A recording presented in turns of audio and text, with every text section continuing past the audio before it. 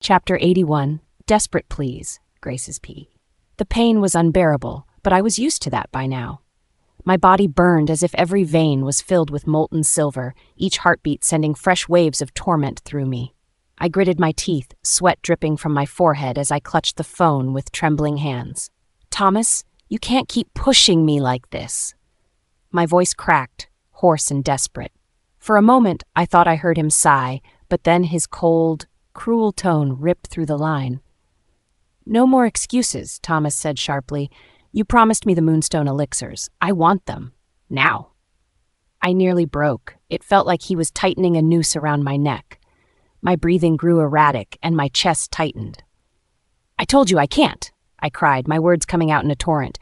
"Do you think I'm stalling on purpose? Look at me, I can't even stand without help." There was a silence on the other end, but instead of comfort, it only made my frustration boil. "You don't understand," I whispered bitterly. This poison, it's killing me." My voice rose with panic. "My wolf, she's slipping away. She's fading. I can barely feel her anymore." At that, Thomas gave a short, cold laugh. "Maybe you should worry about fading faster," he said, his tone devoid of any sympathy. "You think your suffering gives you a free pass? It doesn't. This is your mess. Clean it up." His words felt like a slap. I clutched my chest, my breath shallow as panic clawed at my insides. You monster!" I screamed, my throat raw. "I trusted you. You said you'd help me." "And I will," he replied smoothly, his voice unbothered by my outburst. "If you keep your end of the deal, you get me the elixirs, or you deal with the consequences." "You want consequences?" My tone turned vicious, fueled by the hopeless rage bubbling inside me. "How about I end everything right now? Let's see how you like it when my death brings scrutiny to you, Thomas. I could end this game in one move." For the first time, I thought I'd cornered him, but his laugh, low and biting, shattered any illusion of control I had left. "Oh, Grace," he said, his voice dripping with mockery. "That's the difference between us. You're out of moves. You take yourself out, then you're doing me a favor. At least the pack will give you a decent burial." My vision blurred with tears. My wolf whimpered weakly in my mind, as if even she could feel the weight of his cruel words. "You'll regret this, Thomas," I hissed through clenched teeth. My voice trembled, but fury rippled beneath it. "I will destroy you. Do you hear me? I will find a way." "Then I'd suggest doing it quickly," he replied, his tone colder than ice. Before I could scream further, the line went dead. I stared at the darkened phone screen, the room spinning around me. My chest heaved, my breaths erratic and shallow, my hand trembled violently as I gripped the device tighter, my knuckles white. With a sudden, sharp cry, I hurled the phone across the room. It smashed against the wall, the sound of shattering glass echoing through the suffocating silence. But it wasn't enough. Nothing was enough to quell the storm raging inside me. I curled on my side, clutching the blanket on the treatment bed. The silver's sharp, cruel fire rippled through my body, its agony unrelenting. Tears streamed down my face, and I choked on the sobs clawing their way out of my throat. I whispered, my voice breaking with every word, "Scarlett, this is your fault. All of it, your fault." The hallway outside Grace's room felt colder than usual.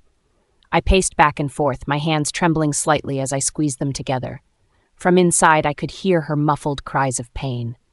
Each sound stabbed at me, but there was nothing I could do to help her.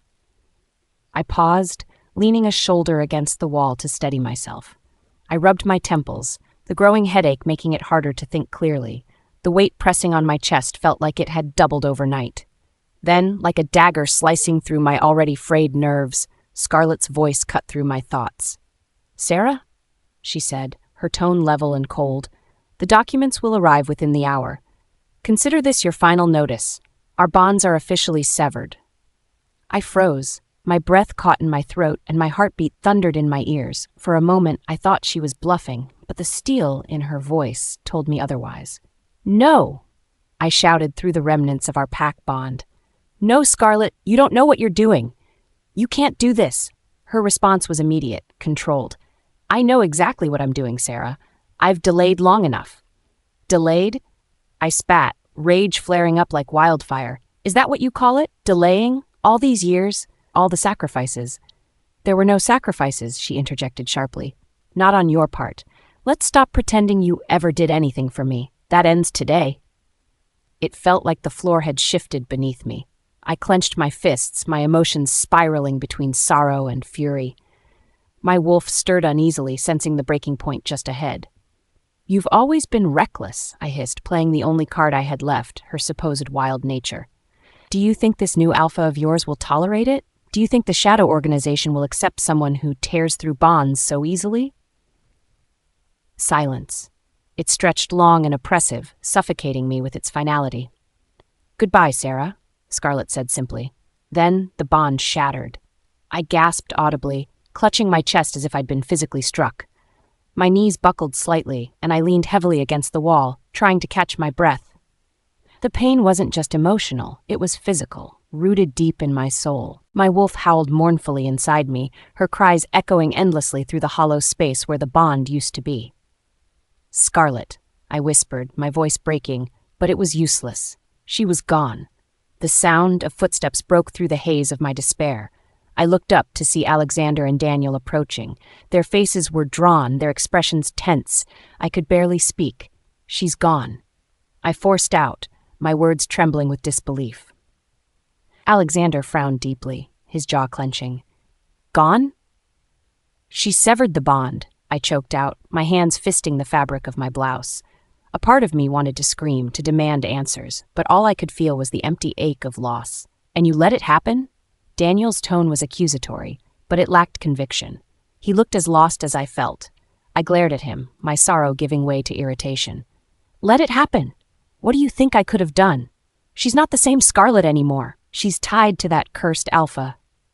"Enough," Alexander snapped, his voice sharp. For a moment, even I flinched. He leaned against the wall beside me, his hand running through his disheveled hair. "We knew this was coming," he muttered, though his tone was hollow. "We just didn't want to admit it." I shook my head, my anger bubbling over. "We underestimated her." "Yes, but do you think we're powerless? Because we're not." My voice wavered, but I refused to let it break completely. "And what do you expect us to do?" Daniel shot back. His tone held the faintest edge of frustration. My jaw tightened. He wouldn't understand. Neither of them would. Before any of us could say more, a sudden noise startled us. "Fine!" The sharp, desperate shout pierced through the closed door of Grace's room. The raw anger in her voice sent chills down my spine. "Then we'll both face the Territory Council's judgment." The three of us froze in place, our gazes locking onto the door as her words hung heavily in the air. Chapter 82, Deadly Secrets. The room felt suffocating. The walls seemed to close in, making each breath harder to take. Sweat trickled down my temple as I lay on the treatment bed, staring at Sarah, Alexander, and Daniel. Their faces were etched with something I had never seen before, distrust mixed with disbelief. Sarah paced at the foot of my bed with frantic, uneven steps. She wrung her hands together, her lips trembling as if trying to form words that wouldn't come. Alexander stood near the window, rigid as a stone, his good arm resting tensely against the windowsill. His eyes never left me. And Daniel was leaning against the door, arms crossed, staring at me like he was trying to dig into my very soul. I gulped. My throat felt dry. Every movement sent searing pain through my body, the silver poison burning its way deeper with every second. I felt trapped, by my condition, by their questions, and by their judgmental stares. Finally, Alexander spoke, his voice sharp and biting. "Who was on the phone?" His question was short, but it carried all the weight of his rising anger. Each word hit me like a lash. I blinked, my mouth opening, but no words came out at first. I needed to think. Quickly. "Grace," he snapped again, this time louder. "Who you talking to?" He took a step closer, his amber eyes narrowing. My heart pounded in panic, each beat loud in my ears. "It was just a desperate man," I mumbled weakly, my voice trembling even though I tried to steady it. Someone trying to extort me." "Extort you?" Daniel's sharp voice joined in as he moved away from the door. His eyes darkened. "Why would anyone extort you, Grace? What in the world do you have to offer anyone? Or should I ask, what did you do?" His words were dripping with suspicion, each syllable more accusatory than the last. I squirmed under their intense gazes, feeling like prey in a room full of predators. My body burned from the inside, but the tension in the air was no less unbearable. "I didn't do anything," I protested weakly, my voice cracking. Sarah stopped pacing and turned to me. Her eyes were watery, filled with confusion and something much worse. Doubt. She looked like a mother who had just caught her child lying but wanted to disbelieve it. "Grace," she whispered, her voice shaky, "you need to tell us what's going on. Who is this man? Who is Thomas?" Hearing his name spoken aloud sent a jolt of fear through me. My hands gripped the blanket tightly, the fabric bunching under my fingers. "I told you, he's just some man trying to take advantage of my situation." Alexander didn't buy it. His jaw tightened, and his teeth clenched audibly. His casted arm hung stiffly by his side, while his good hand balled into a fist. "A man doesn't just ask for payments in the millions for nothing," he said, his voice low and grave. "Stop lying, Grace." Those words hit me hard. My stomach churned, anxiety choking me like a rope around my throat. "Alexander, please," I pleaded, trying to sound pitiful. "You have to believe me. I don't know why this is happening." "You're lying." Daniel's voice was like a whip against my already frayed nerves. He crossed his arms, glowering at me. "If there's nothing to hide, why would you react like this? Why does your voice tremble every time we bring it up? Why are you... My lips quivered. My voice dropped to almost a whisper. "I don't have the strength for this right now." "Liar!" Daniel barked, his anger boiling over. "Daniel, stop!" Sarah interjected, her own voice rising. She stepped toward my bed and held up her hands as though trying to shield me. "She's in pain. Look at her. She's seriously ill." Alexander's expression didn't soften. He wasn't buying it.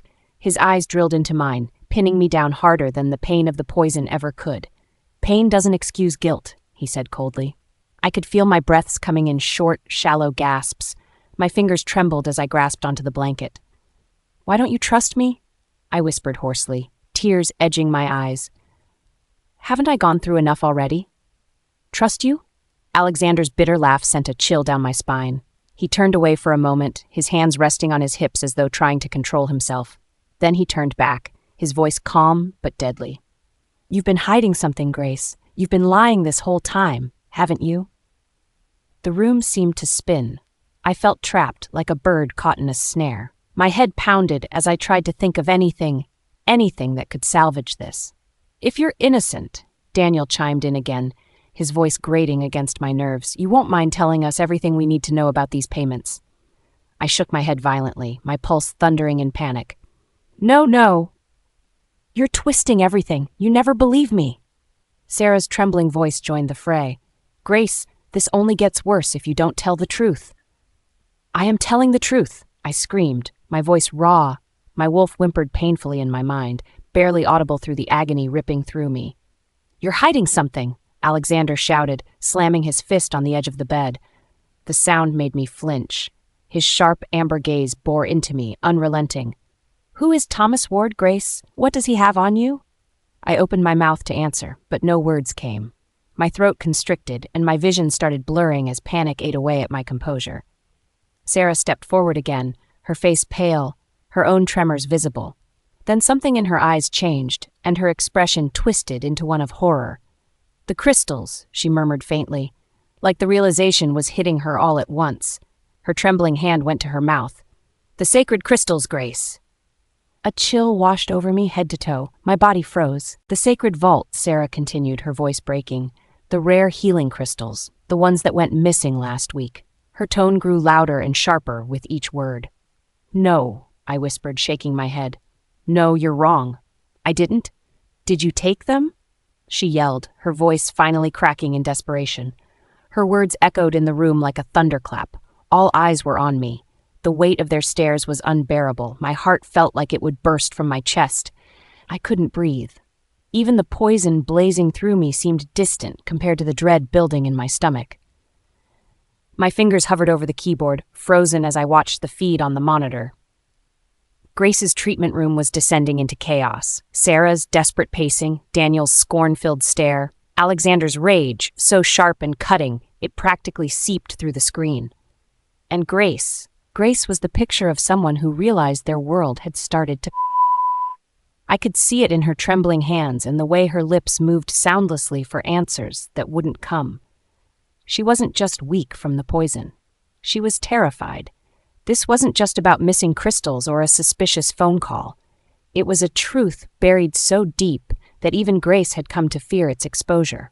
Shaking off the unease settling in my chest, I grabbed the phone from the desk and dialed Roman's number. The sound of the ringing was deafening in the otherwise silent room. "Claire," Roman's calm but hard tone came through after the second ring. His unshakable presence settled me slightly. "Roman," I began, my voice barely above a whisper, but I quickly steadied myself. "It's about Grace." There was a pause, a tense silence that seemed almost heavier than the one in the treatment room I watched. "What happened?" Roman's voice was cold, sharp as ice. "I overheard, well, the security feed caught it," I corrected myself quickly. She was talking to Thomas Ward. I heard Roman's sharp inhale, though his response was as steady as ever. "She was panicking," I continued. My words spilled out quickly now. "Thomas was demanding something. He said something about covering up what she did to Scarlett 3 years ago. Roman, it all lines up. Scarlett was right about Grace. Every single thing." The line went silent again except for his breathing. Each drawn-out second felt more oppressive. When he finally spoke, his voice carried a weight that would crush mountains. "Good," he said simply. "Let her crumble under her lies. Keep watching. Everything is unfolding exactly as it should." "Yes, Alpha." I placed the receiver down gently, my fingers shaky. I turned back to the monitor just in time to see Grace finally crumple into tears, her body convulsing with sobs under the weight of her lies and the poison tearing through her veins. Her scream echoed through the speakers, and I knew this was far, far from over. Chapter 83, Deadly Deceptions. The dim lighting in the healing chamber did little to mask the suffocating atmosphere. My veins burned like liquid fire coursed through them, every pulse of silver poisoning draining what little strength I had. I lay on the bed, gripping the sheets tightly as Sarah and Daniel stood by, their faces shadowed with suspect. Sarah's voice broke the silence, trembling as she paced in front of me. "Grace, we need to talk. Something isn't adding up about the missing crystals." My mind raced, trying to conjure a believable story. My body was weak, but my mind had no choice but to stay sharp. I think the rogues took them," I gasped, forcing my voice to sound weak and strained. "There were sightings near the sacred vault. I was too sick to stop them." I shot Sarah a desperate look, watching her expression soften immediately. Of course she wouldn't question me, not her perfect daughter, not when I was suffering like this. Her maternal instincts blinded her entirely, just as I'd hoped. Daniel, however, was harder to convince. He frowned, crossing his arms as he stared at me. His piercing gaze felt like it was trying to strip away my lies. "Rogues?" he asked skeptically. "The sacred vault is heavily guarded. How could they manage to get in unnoticed?" I stammered, racking my mind for something, anything that would hold up. It must have been an inside job, right? There's no other explanation. Someone must be helping them.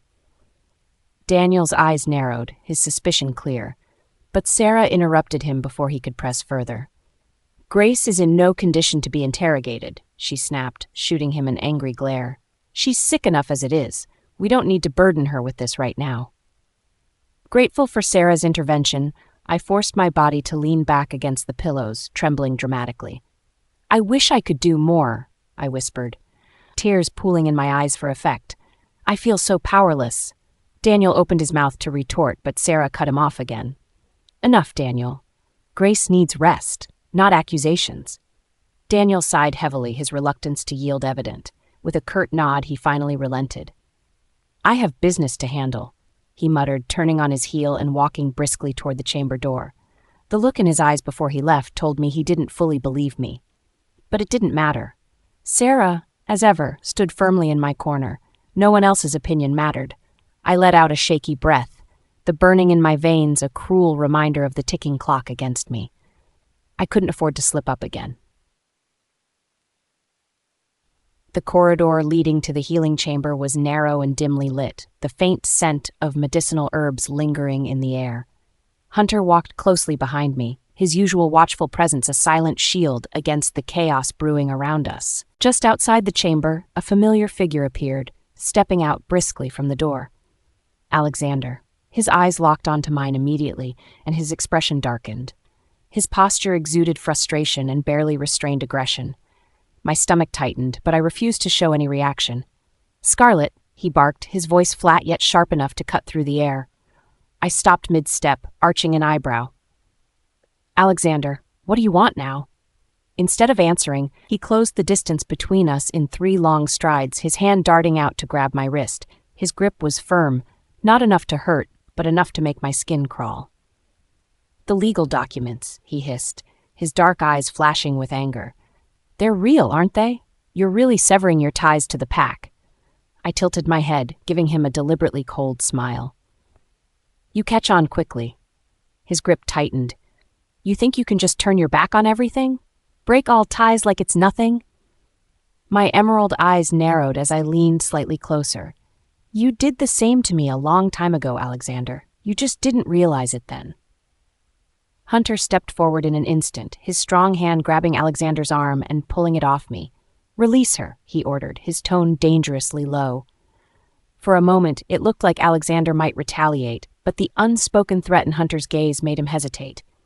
Slowly, he let go of my wrist, but his fury remained palpable. This isn't over, Alexander growled, his voice trembling with frustration. I smirked, folding my arms. Do you really want another broken arm to match the one Roman gave you? At the mention of Roman, I saw Alexander flinch. His face twisted in a mixture of anger and humiliation. Think carefully before you act, I added, my voice dripping with ice. You're not as untouchable as you like to think. With that, I turned on my heel, with Hunter by my side as we walked away. The weight of Alexander's glare bore into my back, but I didn't look back. Back at the car, Hunter glanced at me as I buckled my seatbelt. You handled that well, he remarked. I sighed, leaning back against the seat, for now. As the car pulled away, I stared out the window, my mind already racing ahead. Hunter, I began, turning to him, I need you to investigate something for me. His eyes flicked toward me briefly before returning to the road. What is it? The missing healing crystals, I said, my tone firm. They were no doubt stolen by Grace for Thomas Ward. She's lying through her teeth, and I want to know where they really went. Hunter nodded curtly, his expression hardening. Consider it done. I leaned back again, watching the trees blur past as we drove. Grace thought she could manipulate everyone around her, but she was about to learn just how wrong she was. Later that evening, I sat by the large windows of the seaside mansion, staring out at the dark waves crashing against the shore. The calmness of the ocean felt distant, like a mocking contrast to the storm brewing in my life. My phone buzzed on the table beside me. I glanced at the screen. Roman. I picked up, unable to suppress the small smile that tugged at my lips. Roman, have you eaten? His voice was gentle, laced with concern. My smile faltered slightly. I'm fine, Roman. You don't have to keep checking on me. You're not invincible, Scarlett, he countered, his tone soft but firm. Take care of yourself. I sighed, a mix of annoyance and warmth filling me. I'll eat, all right? Don't worry. Before I could say more, another call buzzed in. I frowned, glancing at the name flashing on the screen. Alexander. Roman, hold on. I have another call, I muttered, switching over reluctantly. Scarlett, Alexander's voice came through, strained and agitated. I didn't bother hiding my irritation. What now, Alexander? I want to buy the seaside mansion, he said abruptly, his desperation evident. Name your price. I raised an eyebrow, leaning back in my chair. And why would I sell it to you? His voice tightened. I know it ties back to him, to Roman. Don't deny it. I couldn't help the laugh that escaped me, a sharp, mocking sound. Honestly, Alexander, your obsession with my protector is getting embarrassing. He's none of your concern. Scarlett, this isn't a game, he snapped. You don't understand what's at stake. I leaned forward, my tone cutting. Oh, I understand perfectly, and let me tell you this. I prefer my mysterious protector to your mess of a situation any day. The silence on the other end of the line was deafening. Chapter 84, Desperate Claims. I paced back and forth in my study, the phone pressed tightly against my ear. My frustration was simmering just beneath the surface. Scarlett's voice on the line didn't help. It was sharp, cold, and full of defiance. Is it true? I demanded, my knuckles turning white as I gripped the phone harder. About the owner of the beachfront mansion? A 60-year-old werewolf? Scarlett's laughter cut through me like a blade. It wasn't warm or kind. It was biting, mocking, meant to slice through every last shred of my patience. Yes, that's true, she replied casually. Why? Are you curious about my business dealings now, Alexander? Funny how you didn't care 3 years ago. I clenched my jaw, trying to keep my voice steady. You're deliberately being vague. There has to be more to it than that. You're hiding something. My affairs are none of your concern anymore, she shot back without hesitation. Her words hit like a slap to the face. You gave up that right the moment you chose Grace over me. Scarlett, you don't understand. Goodbye, Alexander. The line went dead with a sharp click. I stared at the phone, my breath coming fast and hard. My fingers tightened around the device as though I could summon her back just by holding on tighter. But she was gone. She always walked away when it came to me. I stood frozen for what felt like minutes, my mind swirling with unanswered questions. The phone vibrated in my grip again, pulling me back. Sarah's name lit up the screen. Alexander! Her voice spilled through the phone, frantic and filled with panic. Grace is gone. She disappeared from the healing room. What? The word left me in a rush. My blood turned cold. How could that happen? I don't know. Sarah's voice wavered. I could feel her fear through the line. I only left for a moment to grab her medicine, and when I came back, she was gone. She can't even shift properly. Where could she have gone? I didn't waste another second. I'll find her, I said sharply. Stay there. Check the grounds. I'm on my way. The night air was crisp, yet somehow it did little to calm the fire raging under my skin. My boots pounded against the pack grounds as I followed what little scent trail Grace had left behind. It was faint, nearly smothered by other lingering scents, but it was there. The trail led me to the Moonstone Garden, the area glowing with its faint, ethereal light. My heart sank when I spotted her lying there, surrounded by the shimmering stones. Grace! I dropped to my knees beside her without hesitation. She was a mess. Her body trembled, her skin deathly pale and visibly streaked with the silver-tainted veins. Her form flickered in and out like an unstable image, part human, part wolf. Her breath was ragged, weak. Even her eyes struggled to fully open when she heard my voice. Alexander. Her voice was cracked, barely audible. What were you thinking? I said, my voice sharp as I slid my arms beneath her fragile frame. She was light, too light. It felt like I was holding a fragile bird, one wrong move away from breaking her completely. She tried to smile, but it was pitiful. I had to. Try to find him. Find who? My tone turned colder. I had a guess, but I didn't want to believe it. Thomas. She coughed weakly, curling slightly in pain. Her words confirmed my worst suspicion. My fear quickly transformed into anger. Thomas Ward? I couldn't keep the accusation from my voice.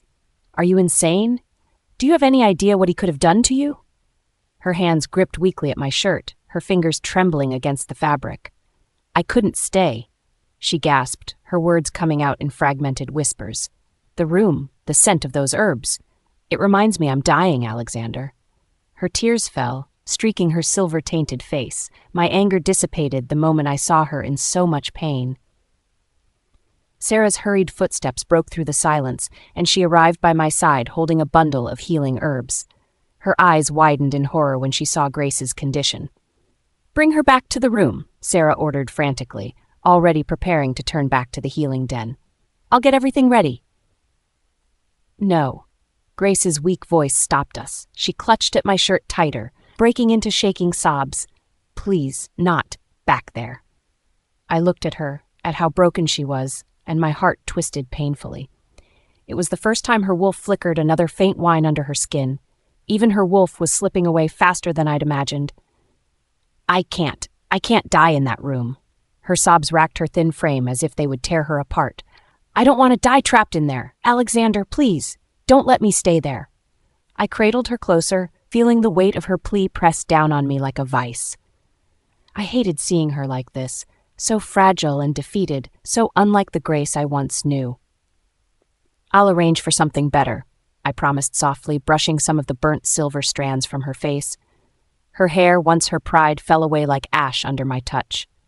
Her form flickered again, the resemblance of a wolf barely holding together before fading back into her human state. Her sobs quieted only slightly as I whispered again. I'll find somewhere safer, I said, my voice both soft and firm. You'll be somewhere peaceful within the week. I won't let this silver poison define your end. But deep in my heart, I knew. This promise, like so many others, was built on borrowed time. I tossed my phone on the desk, letting out a heavy sigh. Talking to Alexander was always draining, but this call had been particularly irritating. The desperation in his voice was almost pathetic now. Turning around, I was startled to see Roman leaning casually against the wall, his arms crossed over his chest. His piercing ice-blue eyes watched me closely, amusement dancing in their depths. I groaned inwardly. He must have overheard my conversation. "Let me guess," Roman started, a teasing smirk pulling at his lips. "Talking about your newfound interest in older werewolves, are we?" I shot him an exasperated look, feeling my cheeks heat slightly under his gaze. "I had to tell him something," I muttered defensively. It seemed like the easiest way to throw him off the trail. "Interesting tactic," he remarked, his smirk growing wider, "though I can't say I understand the appeal of a 60-year-old. "Very funny, Roman," I shot back, folding my arms as I raised an eyebrow. "You can stop teasing me now, you know that wasn't the point." His amusement didn't waver. "True, but I find it hard to believe you'd go so far just to protect me." I rolled my eyes and took a step closer to him, tilting my head with a small smirk of my own. "Only protecting you? Roman, haven't you heard? I'm quite fond of older wolves, at least one in particular." His expression shifted immediately, the teasing vanishing as something darker flickered in his icy gaze. I felt Logan, his wolf, stirring just beneath the surface. His presence was a heavy weight in the room now, filling the space with a possessive edge. "Careful," he said in a low voice, his smirk now long gone. "You know better than to provoke me, Scarlett." I made the mistake of smiling wider as though I welcomed his challenge. "Provoke you? Or entice you?" Before I could process his next move, his arms were around me, pulling me flush against him. His grip was firm but steady, his closeness sending shivers down my spine. His lips brushed against my ear, his voice quiet but intense. "You're playing with fire, little wolf." His words sent Cora, my wolf, into a frenzy beneath my skin. She howled her approval, eager for the chaos that Roman brought wherever he went. But it wasn't just Cora who responded to him. It was me. Roman wasn't like Alexander or anyone else. He was my past, my protector, my forbidden tether. When his lips claimed mine, I didn't pull away. His kiss was possessive, demanding, and utterly intoxicating. I melted into him, my hands gripping his shirt, as though it was the only thing holding me to the ground. Chapter 85, Protective Possession. Roman's lips were relentless, his hands firm but gentle as they anchored me closer against him.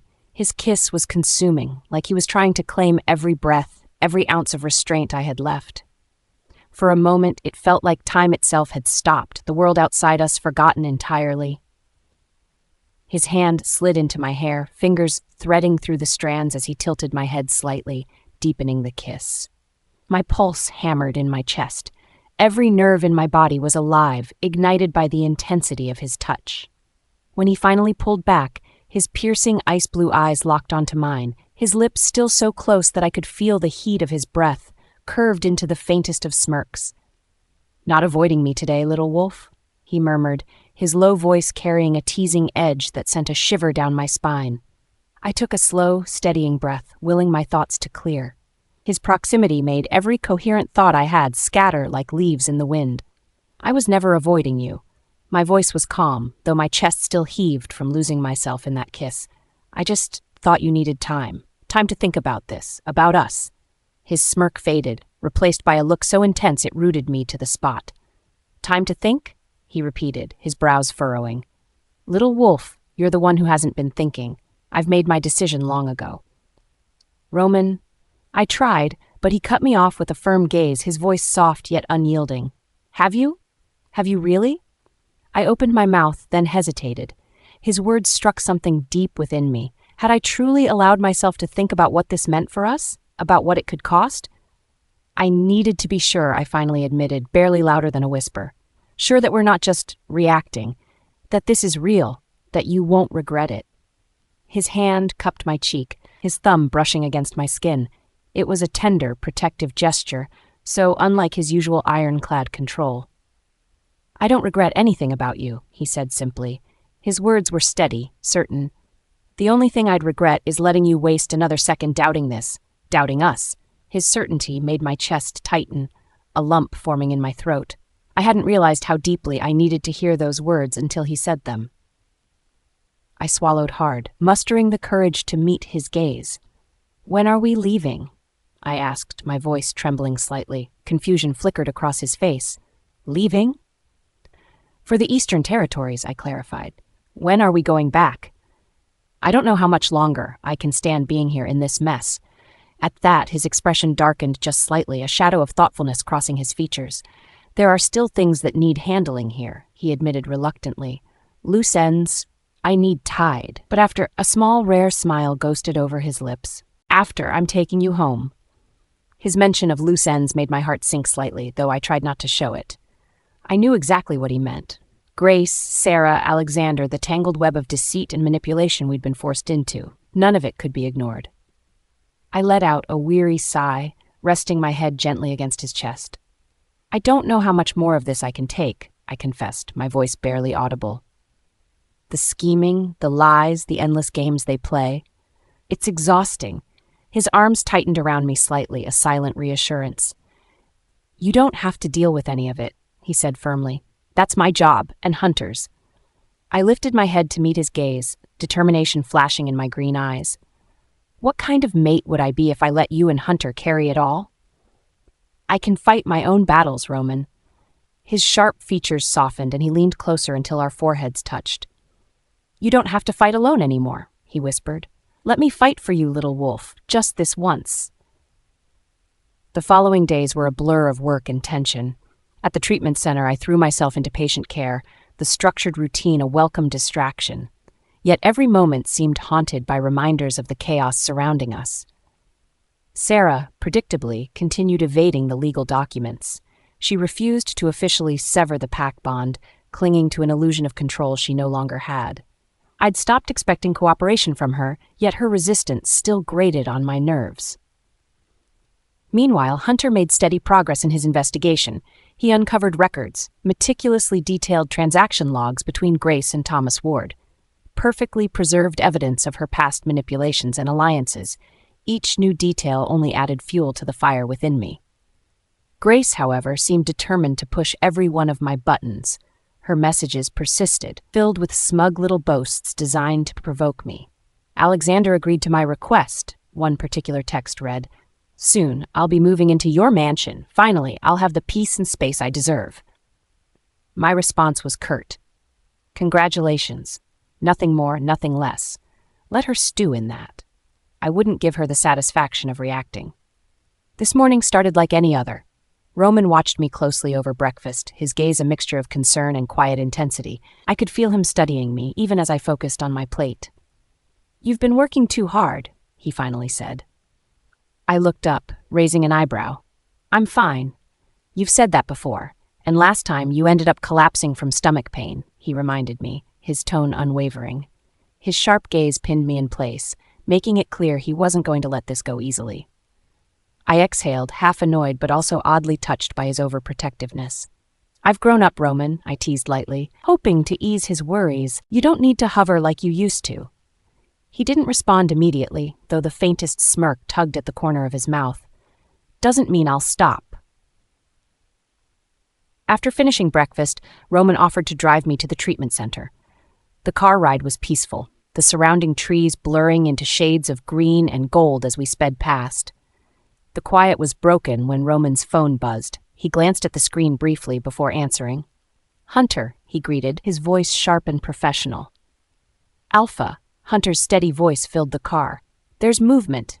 Alexander and Nathan Black are pushing forward with plans for a tribal alliance meeting. I think they're trying to rebuild momentum." Roman's jaw tightened visibly. "And Grace?" "She's insisting on leaving the sanatorium," Hunter informed him. "But her condition is worsening. If she forces herself out, she might not last much longer." I frowned, gripping the seat slightly. Roman's calm exterior didn't waver, though his silence spoke volumes. "What do you want done?" Hunter asked, breaking the brief silence. "Keep watch," Roman ordered firmly. "Report back with any new developments. And keep an eye on Nathan Black."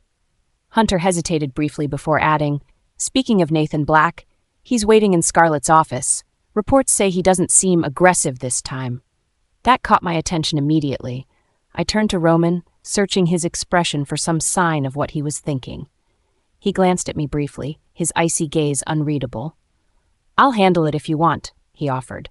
I shook my head, determination setting into my features. "No, it's my center. I'll deal with him myself." Walking into my office, I immediately felt a shift in the room's energy. Nathan Black sat stiffly in the chair opposite my desk. His usual commanding presence was subdued, replaced by something almost hesitant. His broad shoulders were slightly hunched, and he tapped his fingers against the armrest rhythmically. When he noticed me enter, he stood. His towering frame still exuded strength, but his demeanor was uncharacteristically cautious. "Scarlett," he greeted, his voice lacking its usual edge. "Thank you for seeing me." I crossed the room calmly, taking my seat behind the desk, my hands folded neatly in front of me as I regarded him coolly. "Nathan, this is unexpected." He hesitated for a moment as if weighing his words carefully. "I needed to speak with you," he said slowly. I raised an eyebrow. "Speak about what?" His eyes met mine, and I noticed a flicker of discomfort, an unusual thing for someone like Nathan Black. "About the alliances," he began, his tone more measured than I'd ever heard before. "And," I prompted, keeping my voice steady. He shifted in his seat, the faintest trace of unease crossing his features. "And about the truths I've discovered regarding your connections, regarding Roman and the Shadow Organization." Chapter 86, Desperate Alliances, Scarlett's POV. "I want to start by making amends, Scarlett," Nathan said as he reached into his pocket. His movements were precise, but I caught the unease in his eyes. It was subtle, but it was there, like someone trying to hide desperation under a calm exterior. From his pocket, he pulled out an amulet. It shimmered faintly in the room's light, the black moonstone at its center catching a flicker of my reflection. The craftsmanship was intricate, almost overly detailed, with silver etchings curling around the stone like vines. He set it on the table between us, the sound quiet but deliberate. "What's this?" I asked, eyeing the object with suspicion. Nathan leaned back slightly. "It's an ancient amulet passed down in my pack for generations. It's said to protect its owner from betrayal and misfortune. I've never parted with it before, but I want you to have it." I raised an eyebrow, my instincts instantly on high alert. People like Nathan Blake didn't give away something precious without expecting something in return. "It's my apology," he continued, his voice tight. "An apology for Sophie's behavior at the Territory Council. She overstepped her bounds, and her actions disrupted the relationship we've been building." I reached forward, picking up the amulet. It was heavier than I expected, the weight oddly uncomforting. I turned it over in my hand, inspecting the delicate silver etching as I thought over his words. "And you think this," I said, holding it up slightly, "will fix things?" Nathan flinched, though it was barely perceptible. He shifted in his seat. "It's more than just an object," he argued.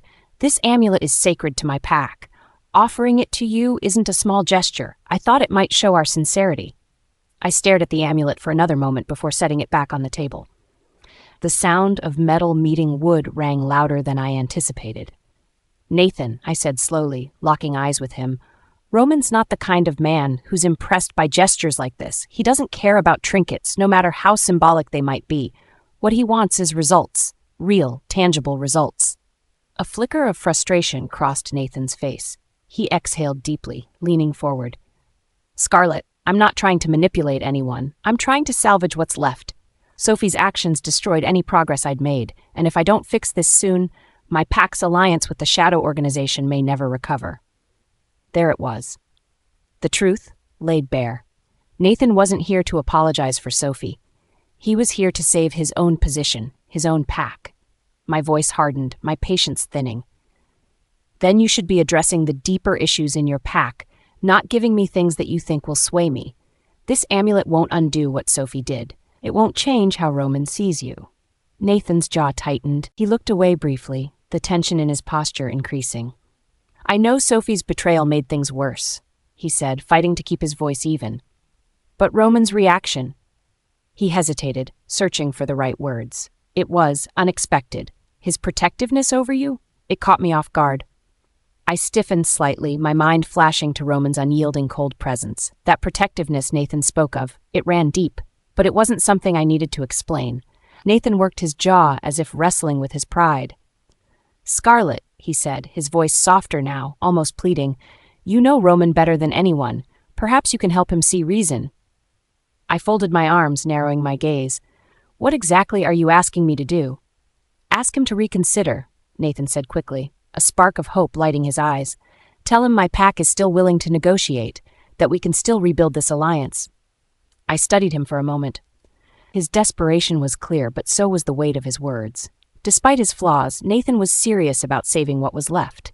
Still, this wasn't a decision I could or wanted to make alone. "I'll call him," I said finally, my tone firm. "But don't expect a miracle, Nathan. Roman doesn't change his mind easily." Relief flashed across his features, though it was quickly tempered by nervousness. He nodded, sitting straighter. I picked up my phone, feeling its familiar weight in my hands as I dialed Roman's number. I switched it to speaker, glancing at Nathan as the call connected. "Scarlett?" Roman's voice came through the line, deep and steady. "It's me," I said, my voice softening slightly. "I wanted to ask your opinion on something." There was a pause. I could almost picture him frowning on the other end. "Go on." "It's about Nathan Blake," I said carefully.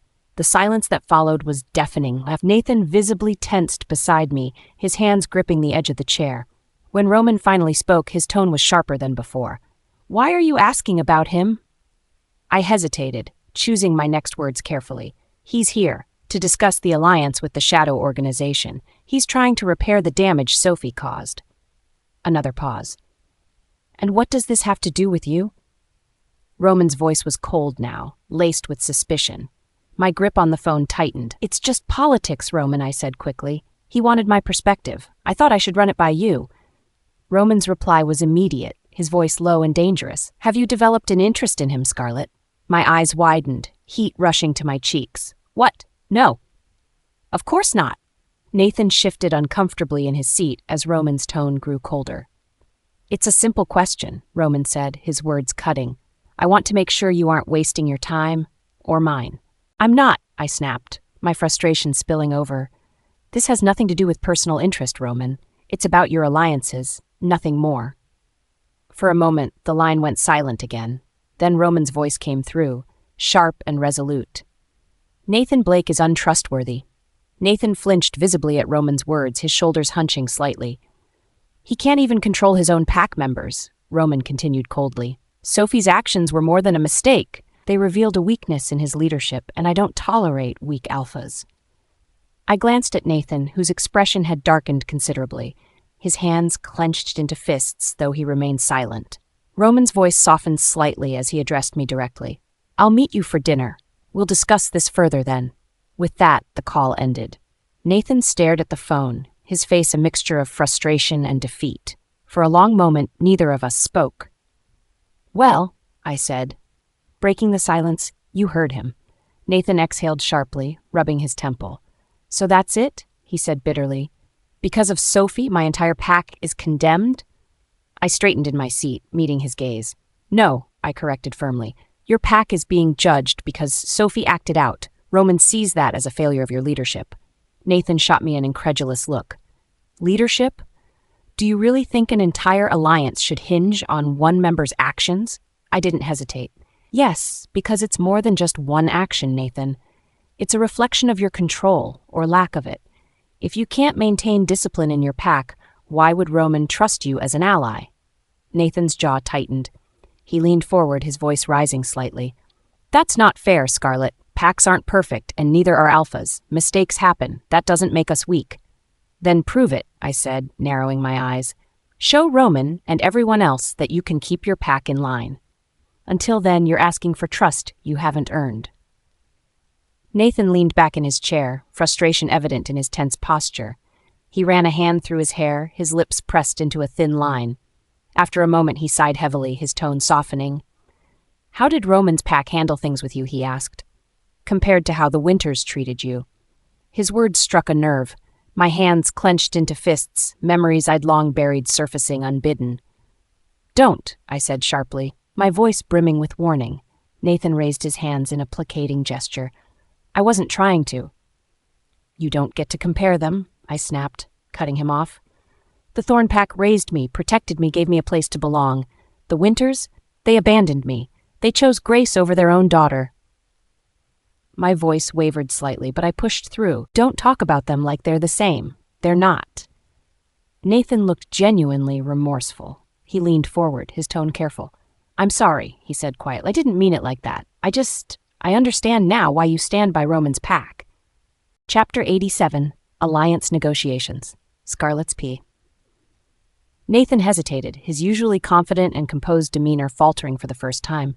His dark eyes reflected an unspoken question, the kind he wasn't sure he should even voice aloud. I've noticed how highly you value Roman and the Thorn Pack, he began carefully, as though testing how much he could push. It doesn't make sense to me. Why would someone as capable and respected as you choose to walk away from that kind of safety and security? My fingers gripped the edge of the desk tightly, my nails pressing into the cold surface. His words brought back memories I'd shoved deep down, memories of choices I wished I'd never been forced to make. I had my reasons, I replied sharply, my tone like a blade. Nathan didn't back down, though I saw him hesitate. So it wasn't your choice then? What could force someone like you? Enough. My words came out as a snap, cutting him off mid-sentence. My emerald eyes locked onto his with a flash of anger. You have no idea what happened back then, and you don't get to dig into it like it's your business.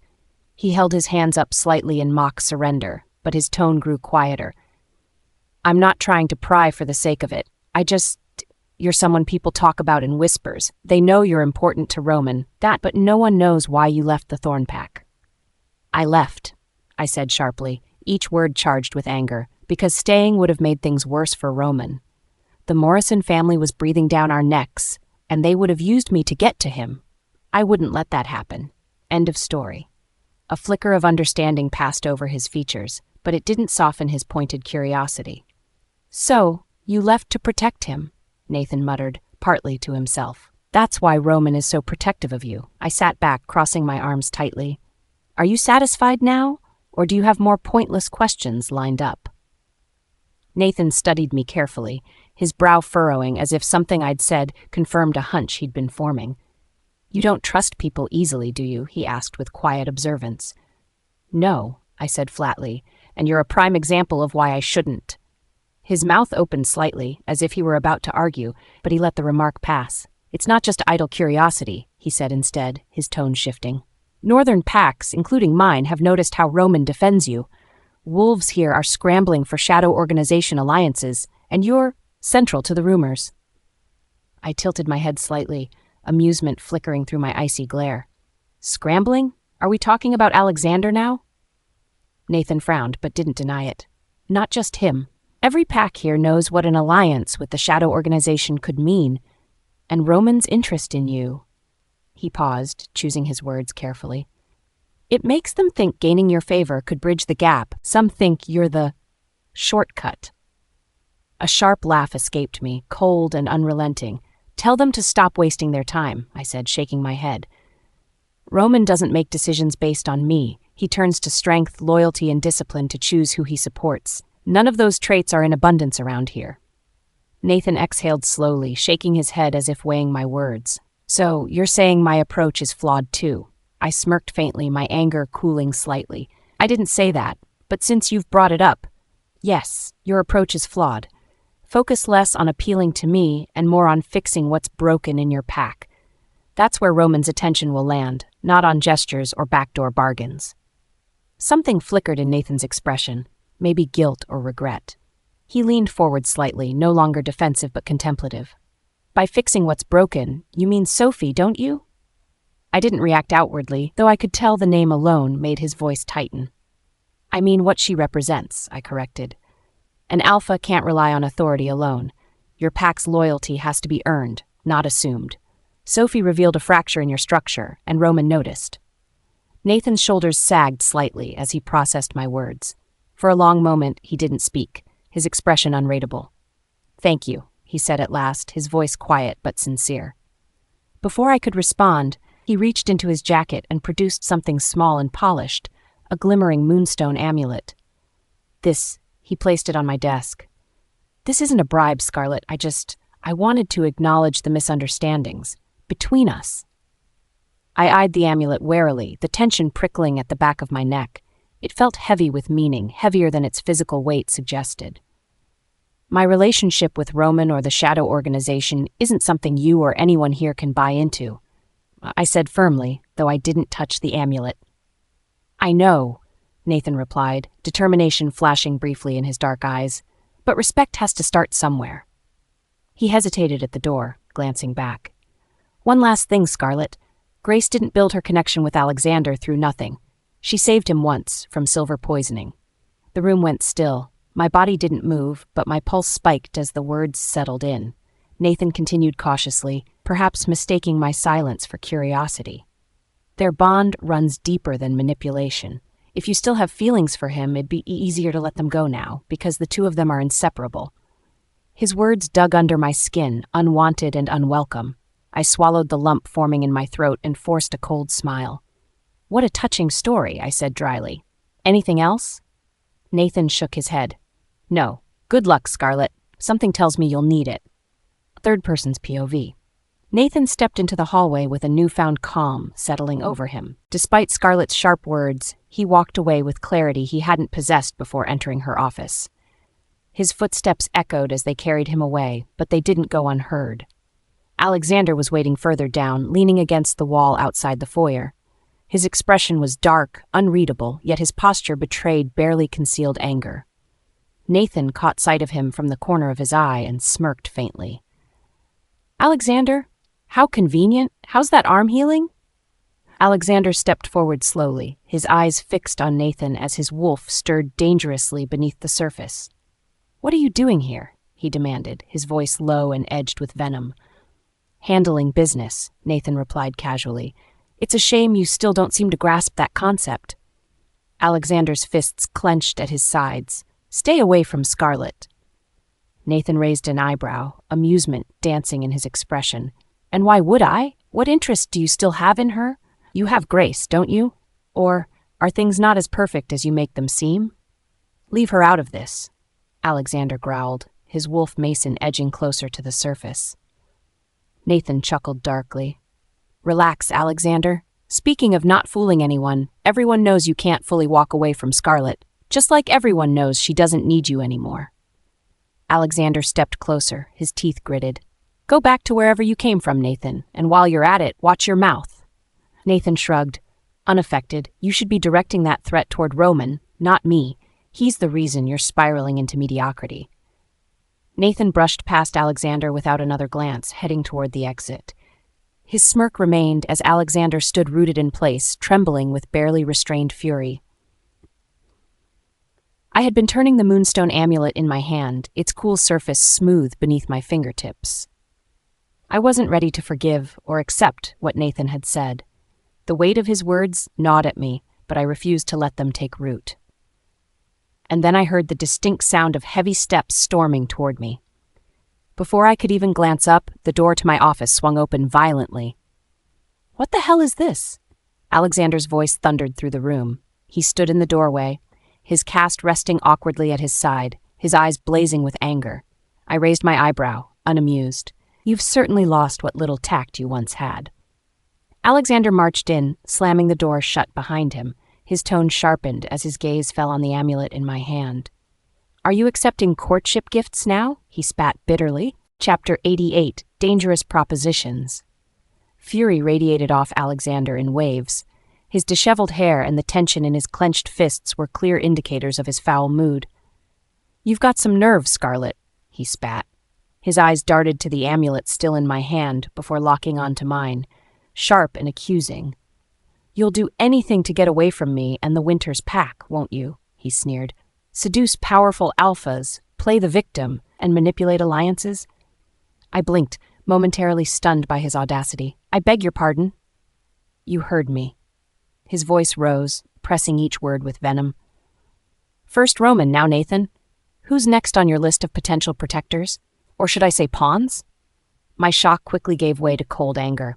Rising to my feet, I leaned forward on the desk, meeting his glare with one of my own. You've really outdone yourself this time, Alexander. Is this what you've been stewing over lately? fantasizing that I'm hopping from one alpha to another? Don't act innocent, he snapped, pointing an accusatory finger at me. What the hell is Nathan doing, leaving gifts for you? That amulet isn't just some random trinket, Scarlett. It's symbolic, and you damn well know it. I couldn't help but laugh, sharp and humorless. You've got a dirty mind, Alexander, always looking for filth so you can feel righteous. Let me remind you, I'm not the one sneaking around, playing games behind someone's back. Did you forget Grace? Or do her schemes just make it easier for you to look the other way? His jaw tightened, but I wasn't done yet. Why are you here, anyway? What business of yours is it who I work with, who I speak with, or who I accept gifts from? It's been years, Alexander. You have no hold over me. None. His face darkened further, a vein visibly throbbing at his temple. This isn't just about us, I snorted. There is no us. And yet you can't seem to resist taunting me. He bit back, his tone dripping with bitterness. No, I'm simply reacting to your inability to stop meddling in my life, I countered. For someone who supposedly moved on, you seem awfully obsessed with me. His fists were trembling now, venting some silent rage he was barely suppressing. Don't flatter yourself, Scarlett. My concern is about the seaside mansion. I stilled. There it was, the real reason behind his intrusion. What about the mansion? I said, my voice calm now, though the air between us was anything but. His jaw worked furiously before he hissed. You know exactly what I mean. Who owns it, Scarlett? It can't be you. Someone gave it to you. Who? I tilted my head, pretending to think. That's none of your concern, but I will say this. It's refreshing to see a future alpha like you struggling so hard to uncover a simple piece of information. Whose fault is that, I wonder? His emerald green eyes flared with anger, and I could practically see the steam rising from his ears. You think this is a game? No, I think it's pathetic, I shot back. All this drama over a house that wouldn't even fix your Pack's problems or save Grace. You're so desperate to prove you've got control and influence, but look where it's gotten you. Nathan's pursuing alliances, the Winters Pack is floundering financially, and here you are, storming into my office like a lost pup. His shoulders tensed, his breath coming in sharp bursts. I leaned back in my chair again, smirking. You don't scare me, Alexander. If you're here to make some kind of threat, save your breath. I've heard better from rogue wolves. He moved as if to say something more, but instead he spun on his heel and stormed out of the room. Before the door slammed shut behind him, he threw one last bitter warning over his shoulder. You may think you've got it all figured out, Scarlett, but you're wading into dangerous waters. Pack politics can be deadly, especially if you're aligning with the wrong side. The door closed with a crash, leaving me alone in the suffocating silence.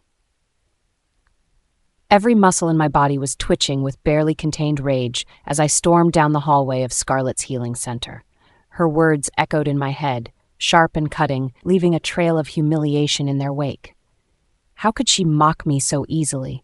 How could she brush things off as if none of this mattered? I clenched my fists tightly, each step pounding against the polished wooden floors. This wasn't just about my pride. It wasn't just about Grace. It was about power, control, and unraveling whatever mysterious game Scarlett was playing. And to think she had the audacity to taunt me about the mansion. My jaw tightened painfully as her mocking tone replayed in my mind. Pathetic, she'd said, like every struggle I endured was unworthy of acknowledgement. I stepped out into the cool air, sucking in a slow, steadying breath. Jason appeared at my side, his expression cautious. How did it go? I shot him a glare that could have sliced through steel. Right, Jason muttered, scratching the back of his neck, guessing it didn't go well. No, I said through gritted teeth. It didn't. I couldn't shake the image of the moonstone amulet glinting on Scarlett's desk, the way she held it like it was a prize. As badly as I wanted to flip the desk and demand answers, I couldn't, because Scarlett was right. I had no control over her. But Pack politics weren't just about control. They were about alliances and leverage. And Scarlett? She was stepping into a whirlwind, one she barely understood. Nathan Blake was there earlier, wasn't he? I asked Jason, my voice low and sharp. Jason nodded hesitantly. Yeah, he left about 20 minutes before you showed up. Looked rattled, too. My lips twisted into a grimace. Nathan was weaving himself into Scarlett's web, just as Roman had. Both of them should have known better than to get involved with her. but it didn't matter anymore. Something's not adding up, I muttered, more to myself than Jason. What's the plan then? He asked cautiously. I didn't respond immediately, my mind racing toward the bigger picture. Scarlett thought she had everything under control, but she was wrong. I wouldn't back down, not from Roman, not from Nathan, and especially not from Scarlett, Scarlett's POV. Minutes after Alexander's exit, Claire poked her head into the office. She glanced in the direction of the slamming door, raising a brow at me. Let me guess. Alexander being his usual delightful self? She quipped. I chuckled dryly, shaking my head. Delightful is one way to put it. Irritating, possessive, hypocritical, any of those would work too. She stepped inside, her arms crossed. I don't understand how you endured 2 years of engagement with that man. Honestly, neither do I admitted, leaning back in my chair with a sigh. Though, to be fair, he wasn't always this, bitter and desperate. Time and pack politics have done a number on him. Claire shook her head, looking genuinely bewildered. Before she could respond, my phone buzzed on the desk. The name flashing on the screen made my pulse quicken. Turning away slightly, I picked up. Roman, I greeted softly. Scarlett, his smooth voice came through, immediately calming my nerves. I need your opinion. I straightened, suddenly more alert. What's going on? I've been reviewing the financial records connected to the Winters Pack, he explained. If we cut off their access to healing supplies entirely, I want to know, do you foresee any fallout on your end? I didn't hesitate. Cut them off, I said firmly. The pack has drained enough resources already, and I've long since stopped believing in Sarah's promises to handle things. Roman paused, his voice softening. I knew you'd say that. A small smile tugged at my lips. Do you ever just call to say hello anymore? His chuckle sent warmth blooming through me. Perhaps, but first, let me ask, have you missed me? I could feel my cheeks burning, heat rushing to my ears. The tension of the past days, the constant confrontations, all seemed to melt away at his simple question. But before I could gather myself to respond, my thumb slipped. I accidentally hung up the phone. Chapter 89, Protective Bonds. I froze, staring at the phone in my hand. Had I just hung up on Roman? My heart sank. My finger hovered over the screen. Should I call him back? Before I could make up my mind, the phone vibrated again. His name lit up the screen. Roman, I answered quickly, trying to keep my voice steady. Sorry about that, I didn't mean to hang up. It was an accident. His voice, rich with amusement, flooded my ears. An accident? He teased. Or were you avoiding my question? I wasn't avoiding it, I muttered, shifting uncomfortably. My gaze dropped to the desk in front of me, and I bit my lip. Good, he said, his tone lowering, softening. Then answer me, little wolf. Do you miss me? I swallowed hard, his words making my heart race. The nickname only he used felt like it carried so much weight. My voice barely came out. I do. His laugh on the other end was warm, pleased. I thought so. You have no idea how much I've missed you. There was a pause, then his tone shifted, lighter, more playful. Tonight, the chef will prepare something special, a candlelight dinner at the manor. Don't be late, Scarlett. Roman, you don't have to. I want to, he interrupted firmly. Let me. I sighed, the warmth in his tone breaking down my hesitation. All right, I agreed softly. Dinner, then. His chuckle came through the line, leisurely and content. Good. Now tell me, how are the Winter Pack and their little schemes? What are Sarah and Alexander up to? The mention of those names brought tension flooding back into my shoulders. While Roman's voice was calm, mine hardened. They're still desperate, I said simply.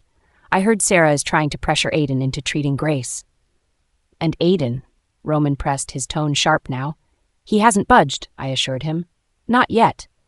Roman chuckled, but the sound was darker this time. Let them try. I've already taken steps to press them harder. Harder than they'll ever expect, he said, his voice cold now, dripping with certainty. If they think scrambling for Aiden will save Grace, they're gravely mistaken. But tell me this, do you think I should escalate things further, Scarlett? I thought about it. Sarah's incessant manipulation, Grace's poisonous words, Alexander's interference, they'd all been clawing at me for months, trying to drag me down. But something stopped me from pushing for more retaliation. There was satisfaction in knowing their schemes were crumbling without my active effort. No, I said finally, my voice resolute. Let them squirm. They've done enough to themselves. They're their own worst enemies. Roman's laughter returned, softer, more amused. As you wish. Let the winter pack bury themselves. But remember, Scarlett, if they so much as blink the wrong way in your direction, you tell me. Their suffering doesn't bother me nearly as much as keeping you safe.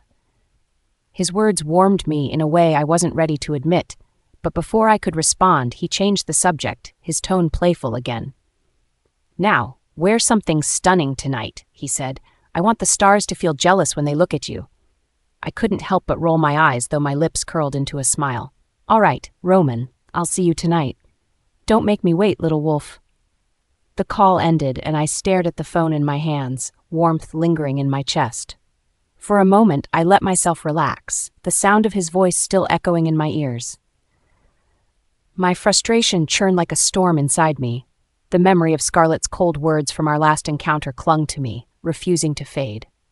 She's different now, I muttered to Jason, pacing the confines of the study. It's like she's someone else entirely, the Scarlett I knew. I don't know who she is anymore. Jason was calm, leaning against the wall with that same infuriatingly neutral expression he always wore. Or maybe she's finally who she's always been, Alexander. You just didn't notice back then. I glared at him, his words only adding fuel to the fire. No, the Scarlett I knew wasn't like this. She wasn't. I trailed off, searching for the right word. She wasn't so independent, so sharp. She didn't act like she didn't need me. Jason let out a low chuckle. Sounds like the issue isn't her change, it's that she stopped depending on you. My jaw clenched. He wasn't wrong, but I hated hearing it. You're misunderstanding. Her independence isn't the problem. It's how she's going about it. Look at her. Roman, Nathan, who knows who else. She shrouds herself in all these men with power. Do you really think she's not using them? Jason frowned. I think you're oversimplifying, he said evenly. Look at what she's built. That healing center is no joke, Alexander. People rely on it. It's not something you just throw together, and it's definitely not something she could have built on manipulation alone. She's not harmless, I insisted, my voice rising. You should know that better than anyone. She's always calculating.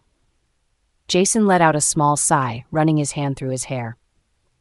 Believe what you want, Alexander, but maybe the issue is that you underestimated her back then, and now it's too late to catch up.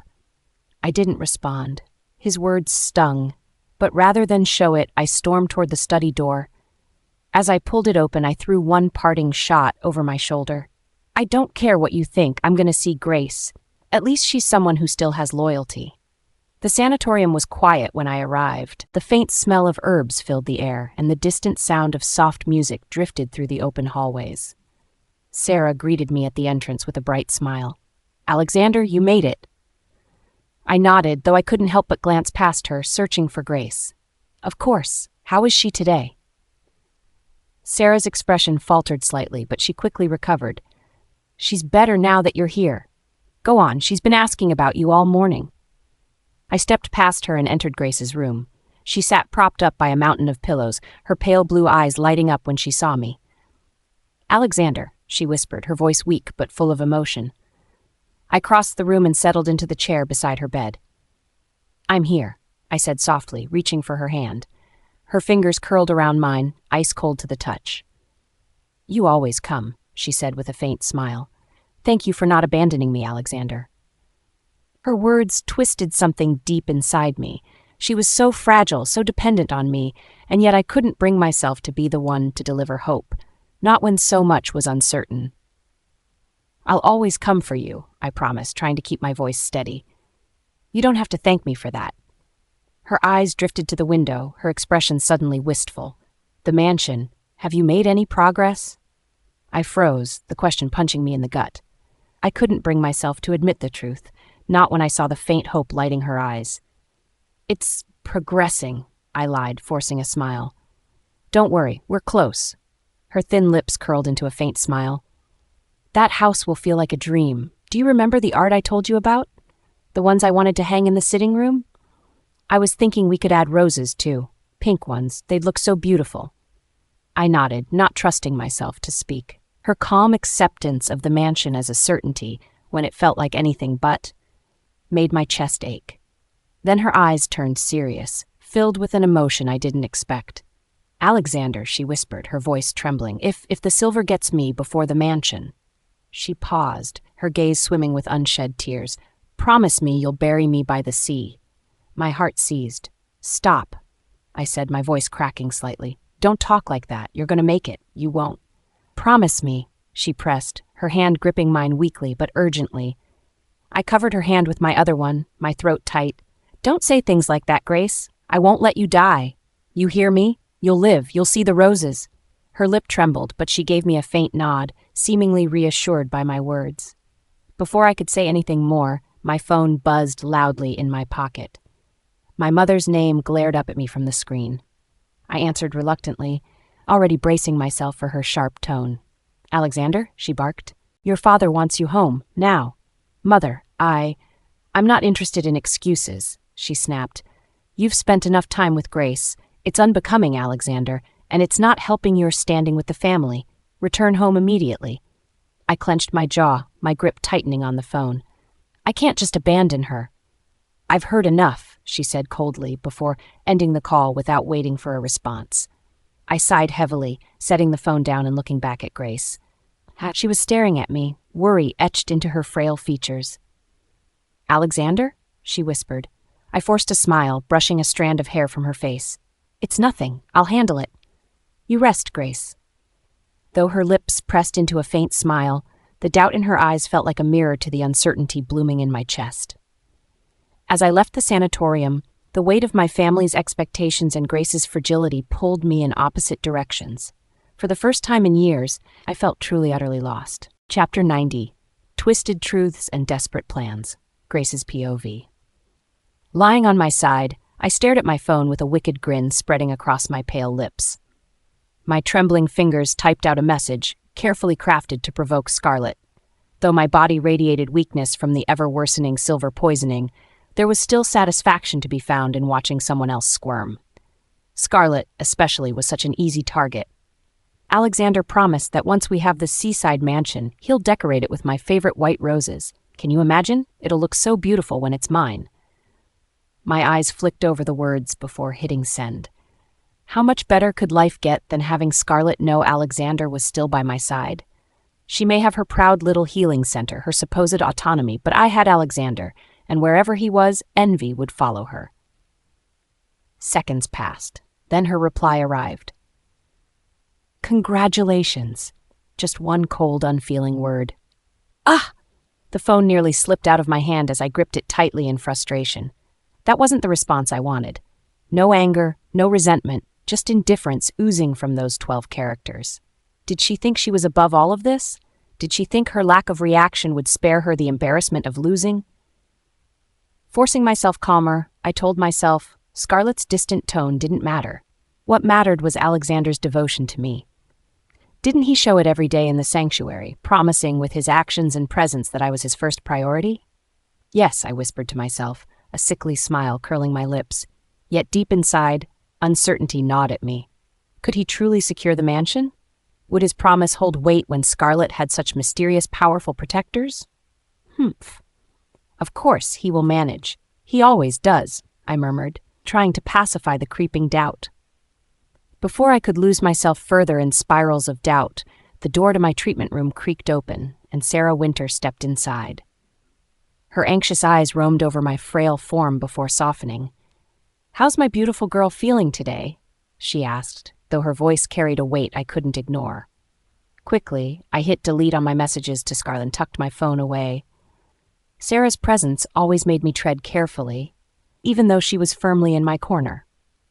"Better," I lied, offering her a weak smile. "Alexander promised we'll decorate the seaside mansion with roses. He's really going all out to make it perfect for me." For a moment, the strain etched into her face eased as she smiled warmly. "He's such a devoted partner. You're lucky to have someone like him, Grace, especially in these trying times." Her words momentarily soothed me, chasing away my doubts. If Sarah believed in Alexander, then maybe I could too. But as we spent more time together, my unease returned. It wasn't just because of the silver fire raging under my skin, it was Sarah's hesitance. "So, Scarlett," I ventured cautiously, trying to sound nonchalant, "what's stopping you from signing those severance papers she sent?" Sarah faltered, her hands pausing mid-air as she adjusted the blanket over me. She frowned, avoiding my gaze. It's not an easy decision, Grace. She may have hurt this pack's harmony, but she's still my daughter. I can't just wipe her away like she doesn't matter. Her words sent a spark of fear through me. This wasn't good. Sarah's divided loyalty was dangerous. If she clung to the hope of reconciling with Scarlett, it might unravel everything I had worked so hard to secure in the pack. But Scarlett has been distant for so long, I pressed, my voice faint but insistent. She's barely part of this pack anymore. Maybe it's better for everyone to make things official. Sarah turned to me, an unreadable expression in her weary eyes. There's more to it than that, Grace. Scarlett's defiance, her outbursts. I can't deny that part of her has always been wild, but I can't ignore the possibility that the Thorn Pack mistreated her worse than we ever imagined. I hardened my features to look empathetic, though panic twisted in my gut.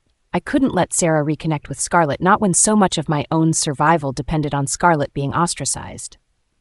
That may be, I said carefully, feigning thoughtfulness. But wouldn't it be better to focus on those who've stood by you this whole time? People like Alexander and me? Sarah tilted her head, studying me with a faint smile. You've always been my steady one, Grace. Even now, you're looking out for me. Feigning modesty, I reached for her hand, though the motion sent fiery pain coursing through my arm. Of course, everything I do is for this family.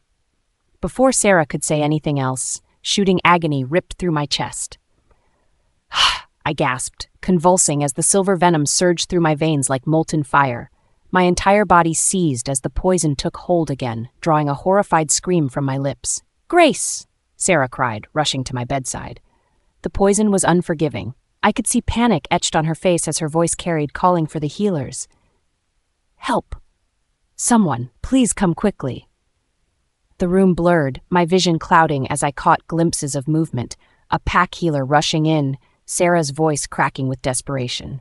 It didn't matter, though. The venom became a reminder of my fragile hold over everything. If I wasn't careful, it wouldn't just take my wolf.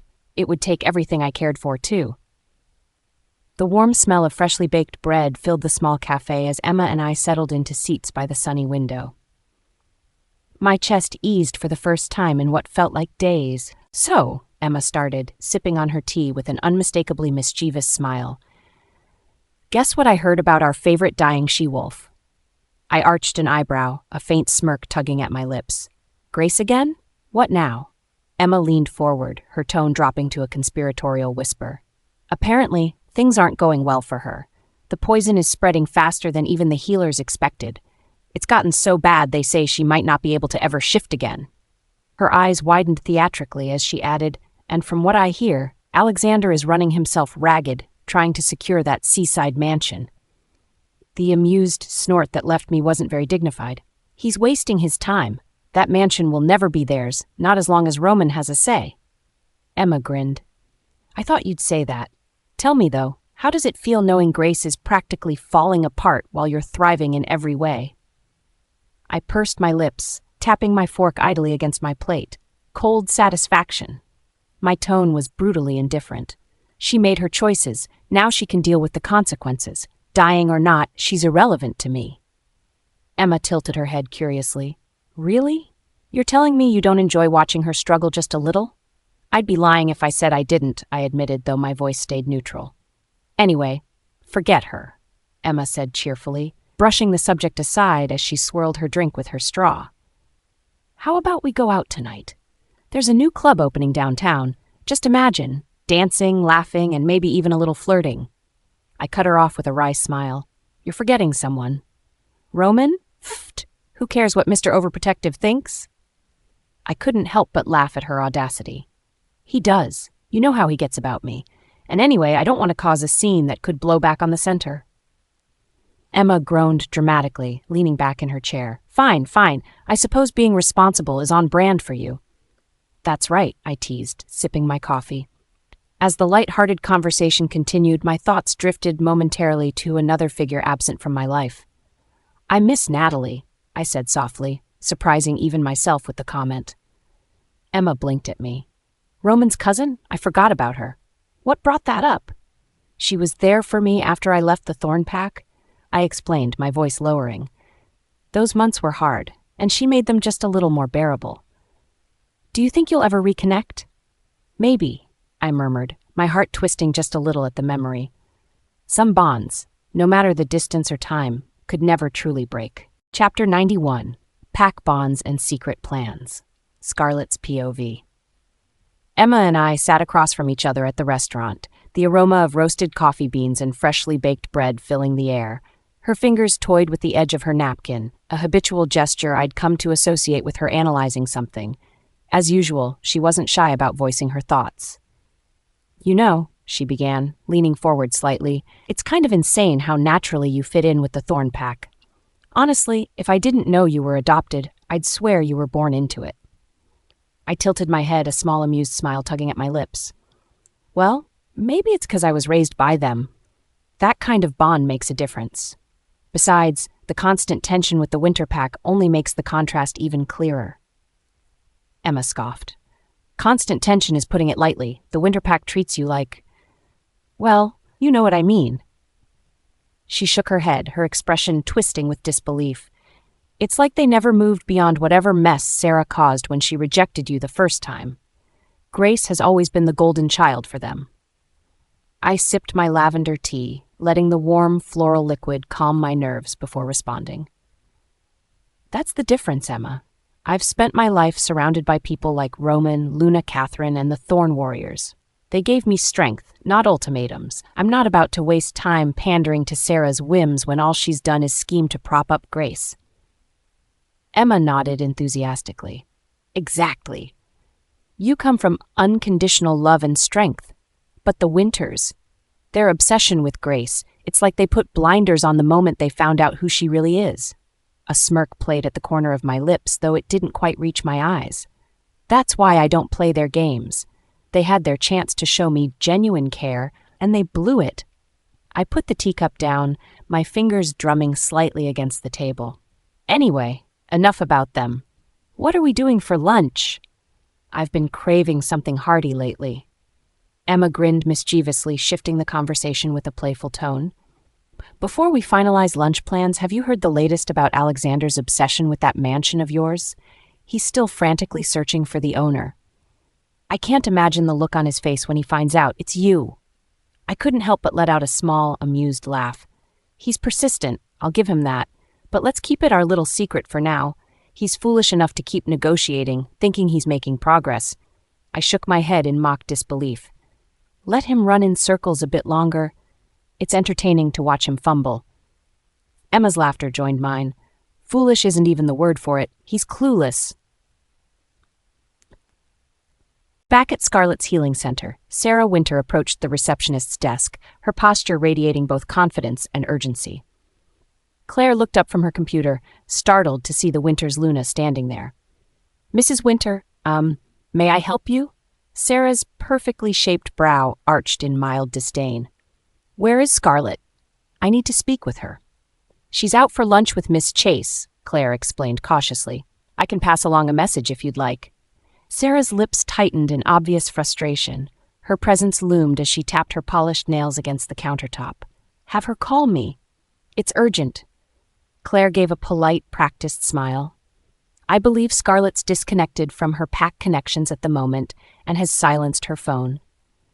Sarah's nostrils flared, but she refrained from making a scene. Very well. Let her know that avoiding me won't work forever. Without another word, she turned on her heel and swept out of the building. Scarlett's...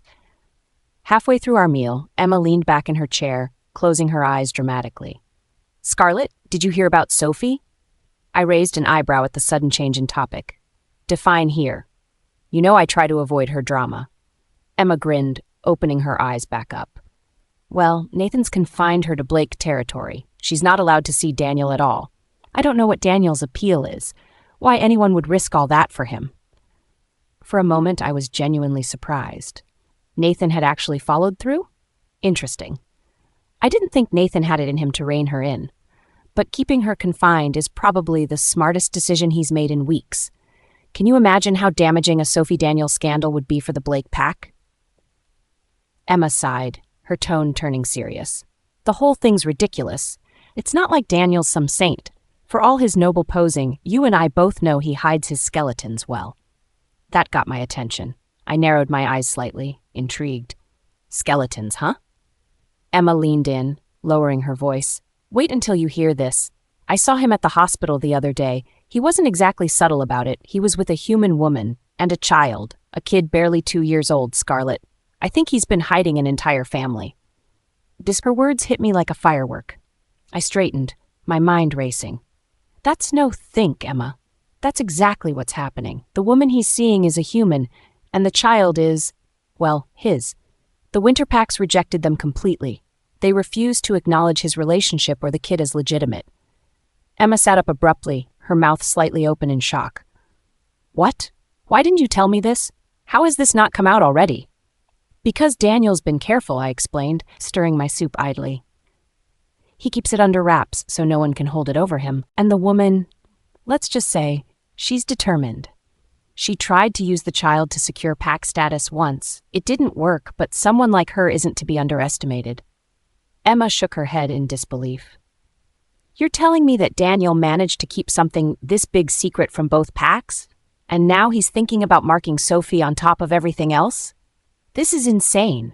I smirked knowingly, an idea beginning to take root in my mind. Insane, maybe, but his little web of secrets could be exactly what we need.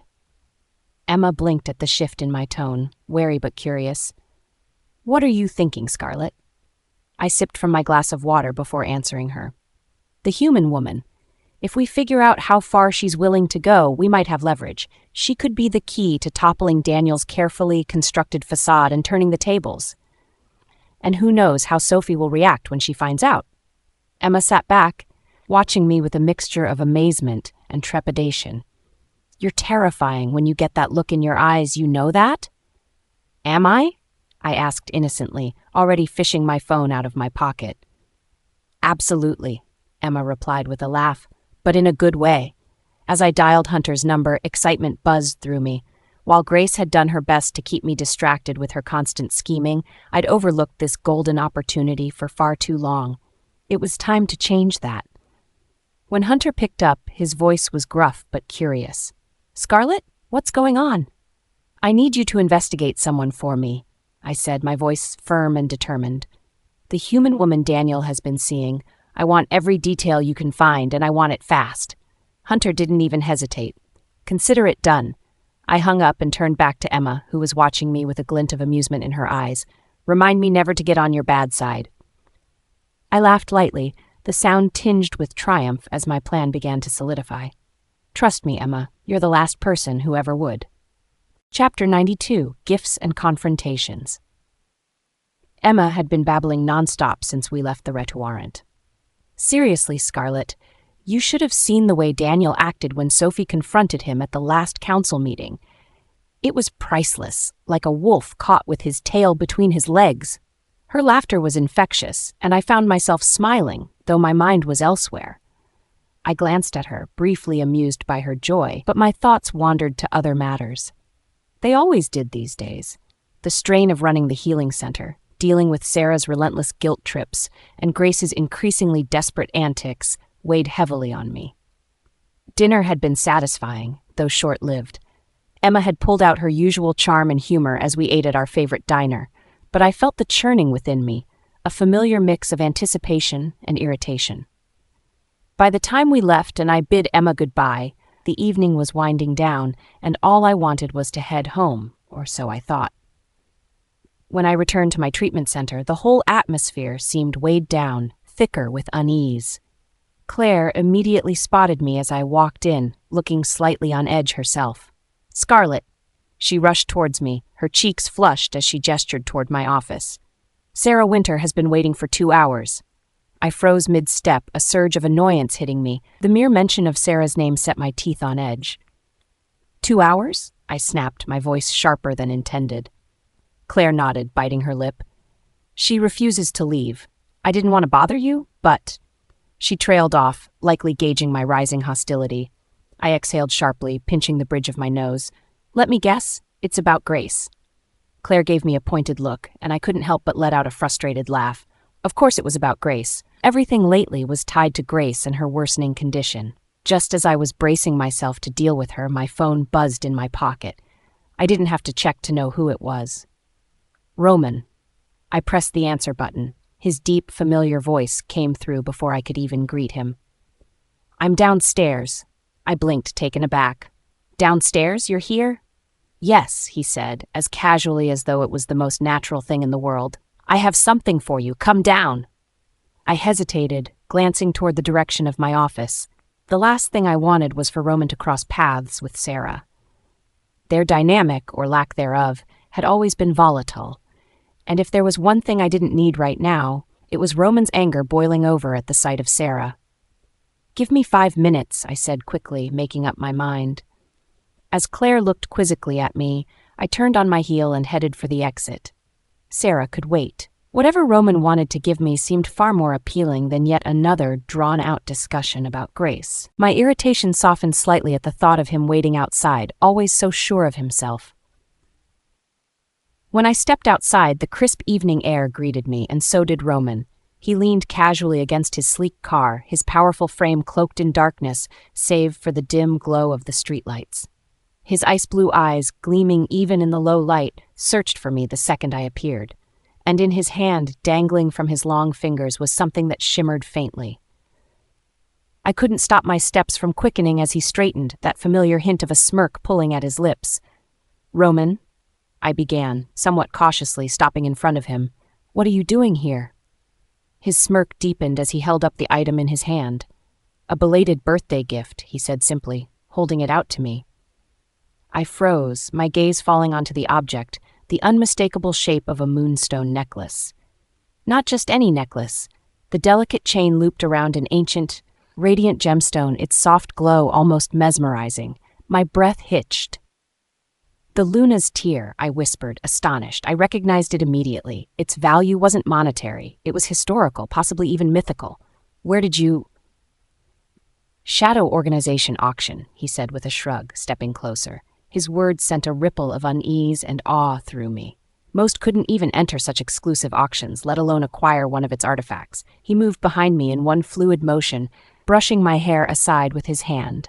I stiffened as his fingers grazed my neck, yet I didn't protest when the necklace settled around my collarbone. It rested there like it had always belonged, the cool gemstone radiating an almost palpable warmth. Roman's hands lingered on my shoulders as he stood close, too close. "You spent too many birthdays alone after you left Thornpack," he murmured. "Consider this an apology for making you endure those years without me." His voice softened further, becoming something rare and raw, so unlike his usual calculating tone. "Do you still blame yourself?" His question hit me harder than I expected, and I swallowed hard. The urge to deny it rose, but I couldn't lie, not to Roman. "I'm sorry for leaving," I finally said, my voice steady but heavy with guilt. "I thought it was the only way to protect you and the pack from the Morrisons." His fingers tightened slightly, but his voice remained calm, controlled. "You think running protected me?" I turned my head to look at him, my emerald eyes locking with his piercing blue ones. "You became Alpha King, stronger, more powerful. I didn't want to be something Morrison could use against you." He exhaled through his nose, his expression hard to read. "You were never a weakness, Scarlett. Stop punishing yourself for their mistakes." Silence fell between us, tense but charged with emotion. "Will you ever run again?" he asked quietly, his voice just above a whisper. The weight of his question hit me like a blow. I saw the vulnerability, buried but undeniably there, etched into the sharp lines of his face. I shook my head firmly, my voice barely audible. "I won't." Roman studied me briefly before pulling me into his arms. His wolf, Logan, stirred beneath the surface, a powerful ripple of energy enveloping us, and for once I let myself melt against him, allowing his presence to anchor me. When I returned to my office, Claire's reaction to the necklace was instant. "The Luna's tear," she breathed, eyes wide as she stared at it. "You're wearing the real thing. How did you—" I cut her off with a casual shrug. "A gift." Claire adjusted her glasses, clearly stunned. "Do you even realize what that necklace symbolizes? It's legendary, centered in werewolf history. It used to signify—" "I know," I interrupted, not wanting the weight of its significance to add to my already frayed emotions. Claire looked like she wanted to ask more questions, but before any could escape, the sound of hurried footsteps filled the air. Sarah. You made her wait too long, Claire whispered under her breath before rushing off. I barely had time to collect myself before Sarah stormed toward me. Her gaze immediately flicked to the necklace resting elegantly against my skin, and her reaction was instant, thinly veiled shock and envy. The Luna's tear, she said sharply, the disbelief and recognition in her tone unmistakable. I straightened, meeting her gaze with icy indifference.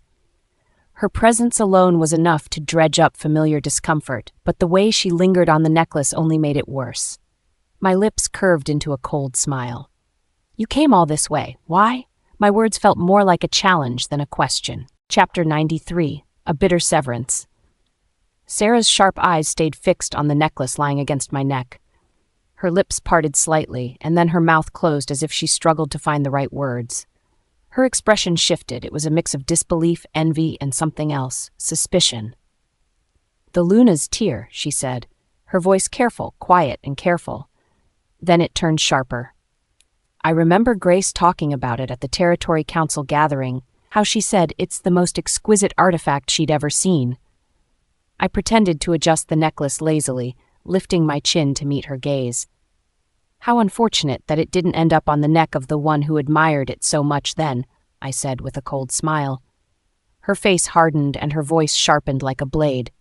Who gave that to you, Scarlett? She demanded, each word heavy with accusation. Artifacts of that caliber don't simply appear around someone's neck, and certainly not someone like you. That last jab hit precisely the way she intended, but I wasn't about to let her see a reaction. Instead, I smiled sweetly. Someone like me? Oh, you'll have to elaborate, Sarah, since you seem to know so much about me. Her eyes flickered with anger and disbelief. Don't play coy with me, she snapped, stepping closer. This necklace, its power, its history, it speaks volumes. Whoever gave it to you. Her voice became accusing, dripping venom. Was it Roman? I couldn't stop the small, bitter laugh that escaped me. I tilted my head slightly, letting the chilled lilt of my voice pierce the tension. Roman? Nathan? Maybe both. Maybe neither. I waved my hand carelessly as though the details were minor to me. And tell me, does it matter? Since when has it been your concern who gifts me anything? Her lips pressed into a thin line, and her mask cracked slightly, revealing something fragile. It matters. She insisted tightly. It matters because it's dangerous. You've already surrounded yourself with complications. Dangerous men, dangerous alliances.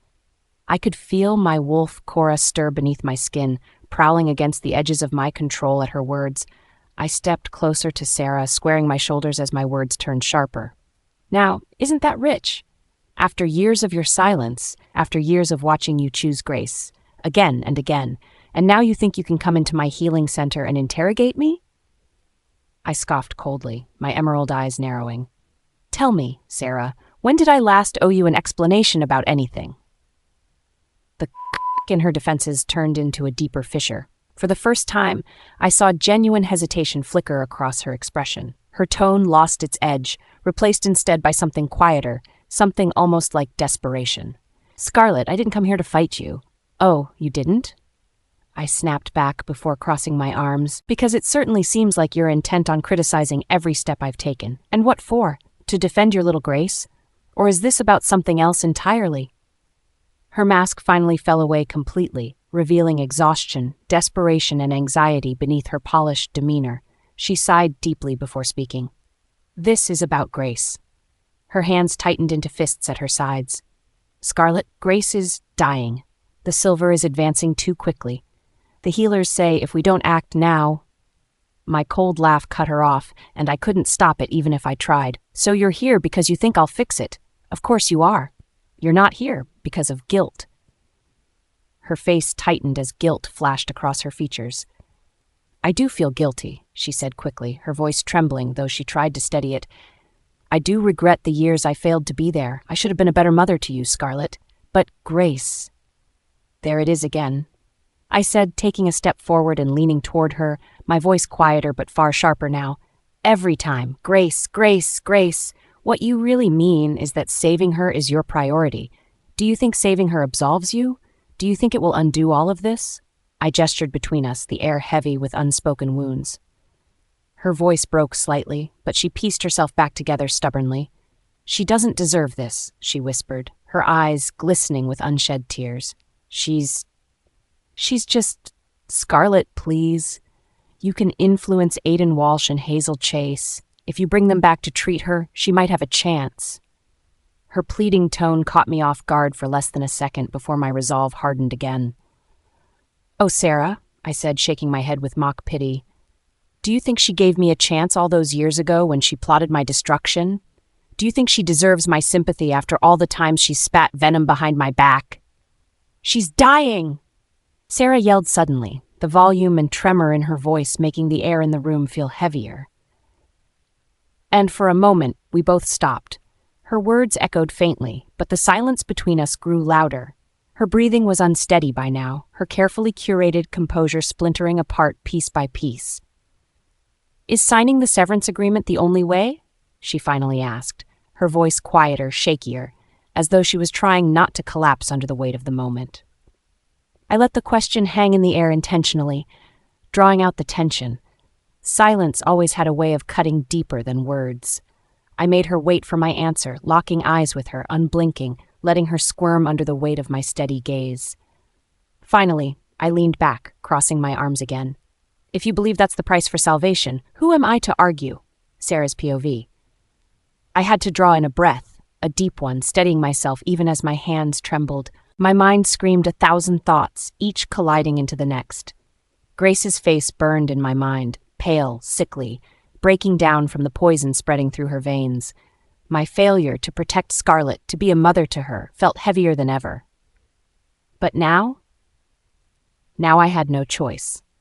Pulling out the carefully folded papers Scarlett had sent weeks ago, I gazed down at the severance agreement that would officially dissolve any remaining connection between her and the Winter Pack. The pen in my hand felt heavier than anything I'd ever held. My signature, written in bold ink, signed away not just the connection, but the hope of reconciliation. There was no going back. Handing Scarlett the documents, I barely recognized my own voice when I whispered, "It's done. It's done now. So tell me, when will Aiden and Hazel return?" The room felt unnaturally quiet, as though waiting for Scarlett's reply. Her expression didn't shift, though my relief crumbled under her steady, unreadable stare. "What healers?" Scarlett asked flatly. It was like someone had struck me. My lungs ached, and my breath hitched sharply as I tried to process her words. "No," I murmured, shaking my head. "No, we had an agreement, signing the papers." She cut me off swiftly, her tone calm, almost amused. "I don't remember promising anything, Sarah, did I?" My hands curled into trembling fists and heat blazed through my chest. Anger, fury, desperation, all of it exploded at once. "You implied it. You led me to believe this would save her life." Scarlett stepped closer, her voice colder than I'd ever heard it. "Implied? Don't confuse your desperation with reality, Sarah. I have no obligation to anyone in that pack anymore. My ties to you are severed." "Heartless," I whispered, the words spilling from me before I could stop it. "You're heartless. You weren't raised like this. You weren't." Scarlett interrupted sharply, leaning closer, the fire in her gaze quiet but deadly. "Raised like what, Sarah? Oh, tell me. The Winter Pack I barely lived with, who raised me barely at all, or the Thorn Pack, who taught me how to survive?" Her voice sharpened further, dropping lower, cutting through me. "You talk about raising me when all you ever did was abandon me, so don't question how I turned out now." My fury was silenced by a jarring truth. This wasn't the daughter I thought I'd ever see again. This Scarlett was ruthless, powerful, and unrelenting. Her next words left me trembling. "Your games, your lies, your attempts to manipulate, they're exactly how we landed here." She handed the signed papers back to me. "Now take these. Your ties to me are over, and tell Grace the same." Chapter 94, Breaking Pack Bonds. Sarah's face twisted into something feral, her rage boiling over the surface. Her lips trembled as realization struck her. I would not help her. Not for Grace, not for her pack, not for anyone but myself. "You won't convince them?" she seethed, her words nearly spitting out of her mouth. There was no need for me to pretend. I kept my voice calm and even, letting her frustration fill the air. "I won't." Her breath quickened, her chest heaving like she couldn't quite inhale properly. She's dying, Scarlett, Sarah snapped, her voice cracking under the sheer venom of her words. Have you no heart left in you, no bond? Grace is still your sister. She is nothing to me. My words were ice cold, devoid of even an inch of remorse. I met her eyes, emerald against hazel, unrelenting. Let's not play this game, Sarah. Sister, pack, family, those are words you clung to while you pushed me aside. You don't understand, she screamed. I didn't know what to do back then. I was confused, but fine. Blame me for that. Hate me. She clutched the edges of my desk like it was the only thing anchoring her to reality. But Grace is innocent in this. Innocent? I laughed. It wasn't soft or kind. It was sharp, jagged like a blade cutting through her logic. Innocent doesn't poison someone. Innocent doesn't orchestrate attacks. Let's not rewrite the past just because she's dying. Her whole body trembled. Her knuckles were white from gripping my desk. Her lips parted, forming words she couldn't seem to bring herself to say. Suddenly, her knees buckled and she collapsed to the floor. I stood still, my arms crossed, watching her. Even now, I didn't trust this to be genuine. Claire, I called toward the doorway, my voice sharp and commanding.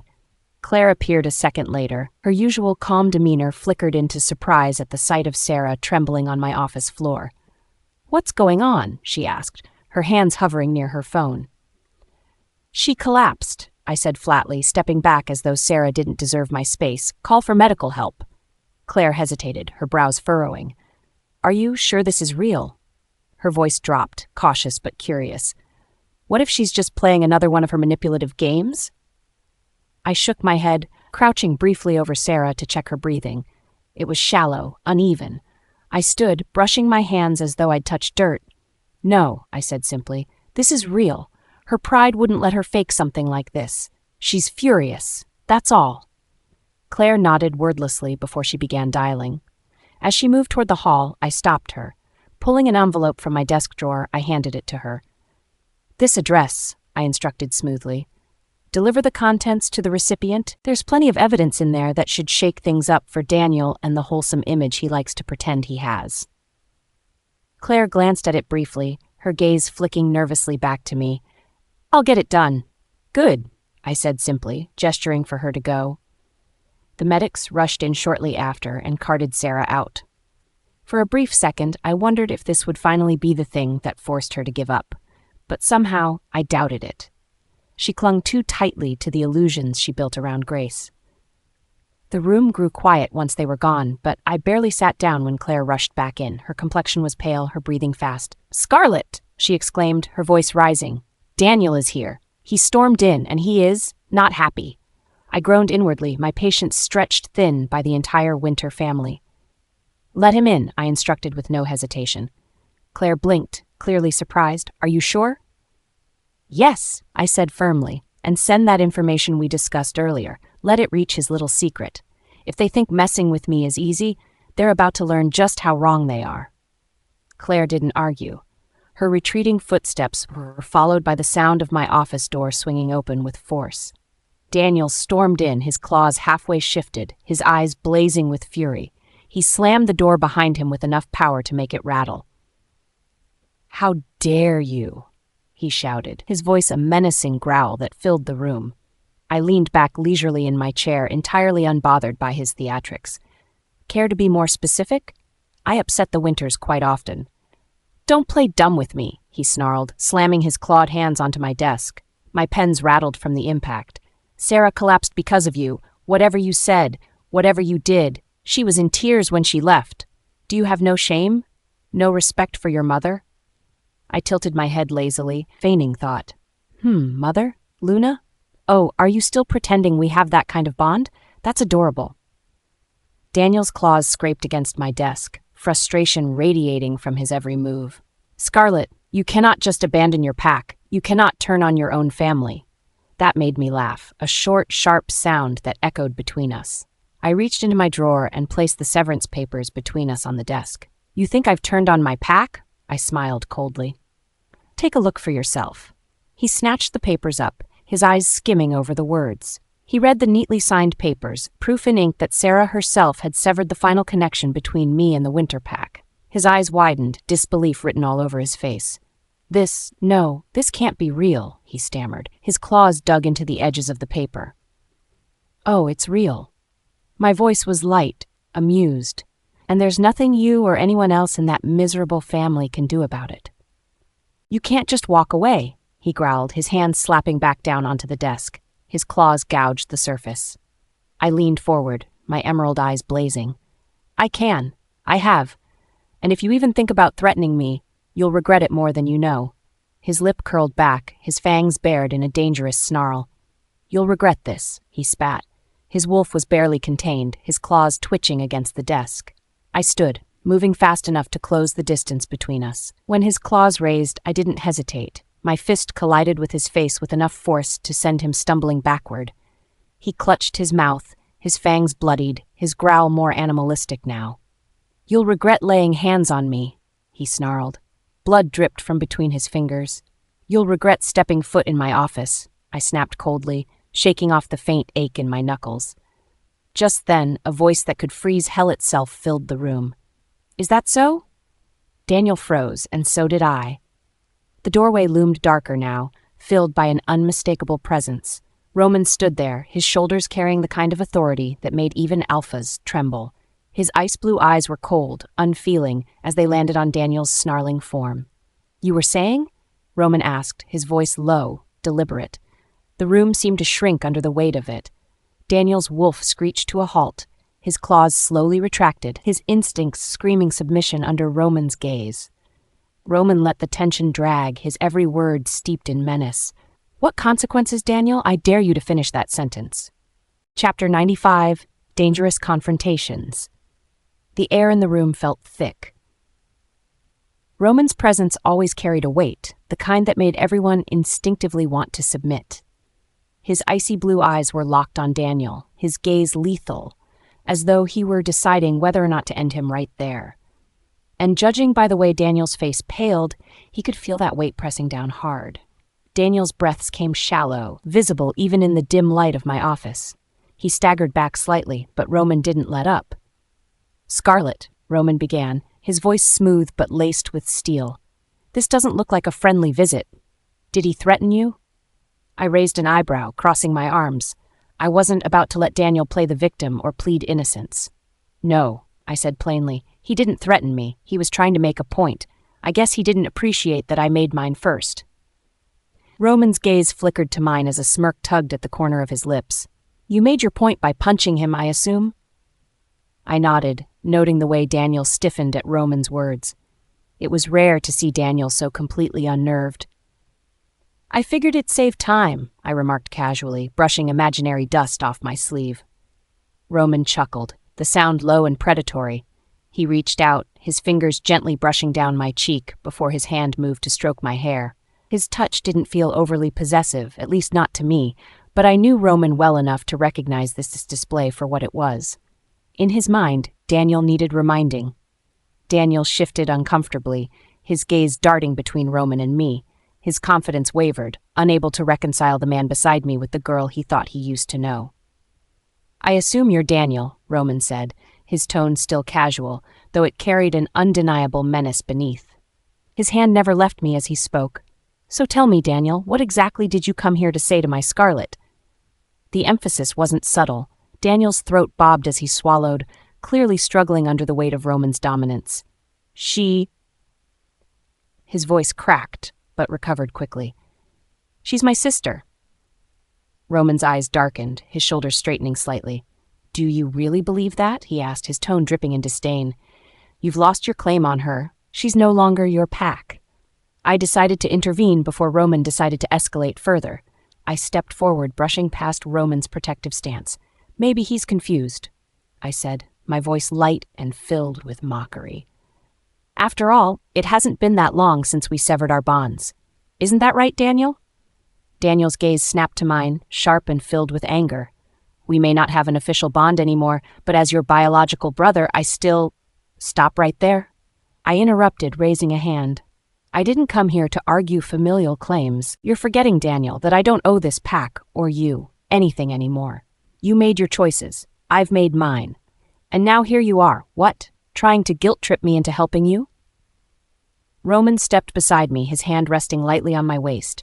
His presence was grounding, though I refused to show any signs of needing it. "Scarlett," Daniel hissed, his voice low but filled with frustration. "You think cutting ties with us makes you stronger? You've turned your back on the only people who could truly protect you." It was fascinating, really, how quickly his fear turned to arrogance. His tone shifted, as though he still believed he held some authority over me. I raised an eyebrow. "Protect me? That's your final argument?" "You must not have been paying attention, Daniel. Take a good look. Do I look like someone scrambling for your kind of protection?" Roman's laughter, though brief, filled the room. "You're bolder than I expected," he said to Daniel, his amusement fading into icy calmness. "But let me make one thing painfully clear. Scarlett doesn't need your so-called protection.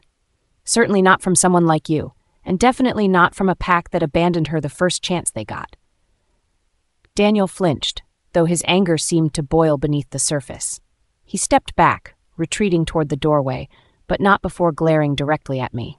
"Severing yourself from the pack may seem like freedom now," he said, his tone dark. "But someday, Scarlett, you'll regret it. Without a pack, you are nothing." I didn't flinch. Instead, I glanced at Roman, a slow smile spreading across my face. "Do I look like nothing, Daniel?" I asked, my voice sharp enough to draw blood.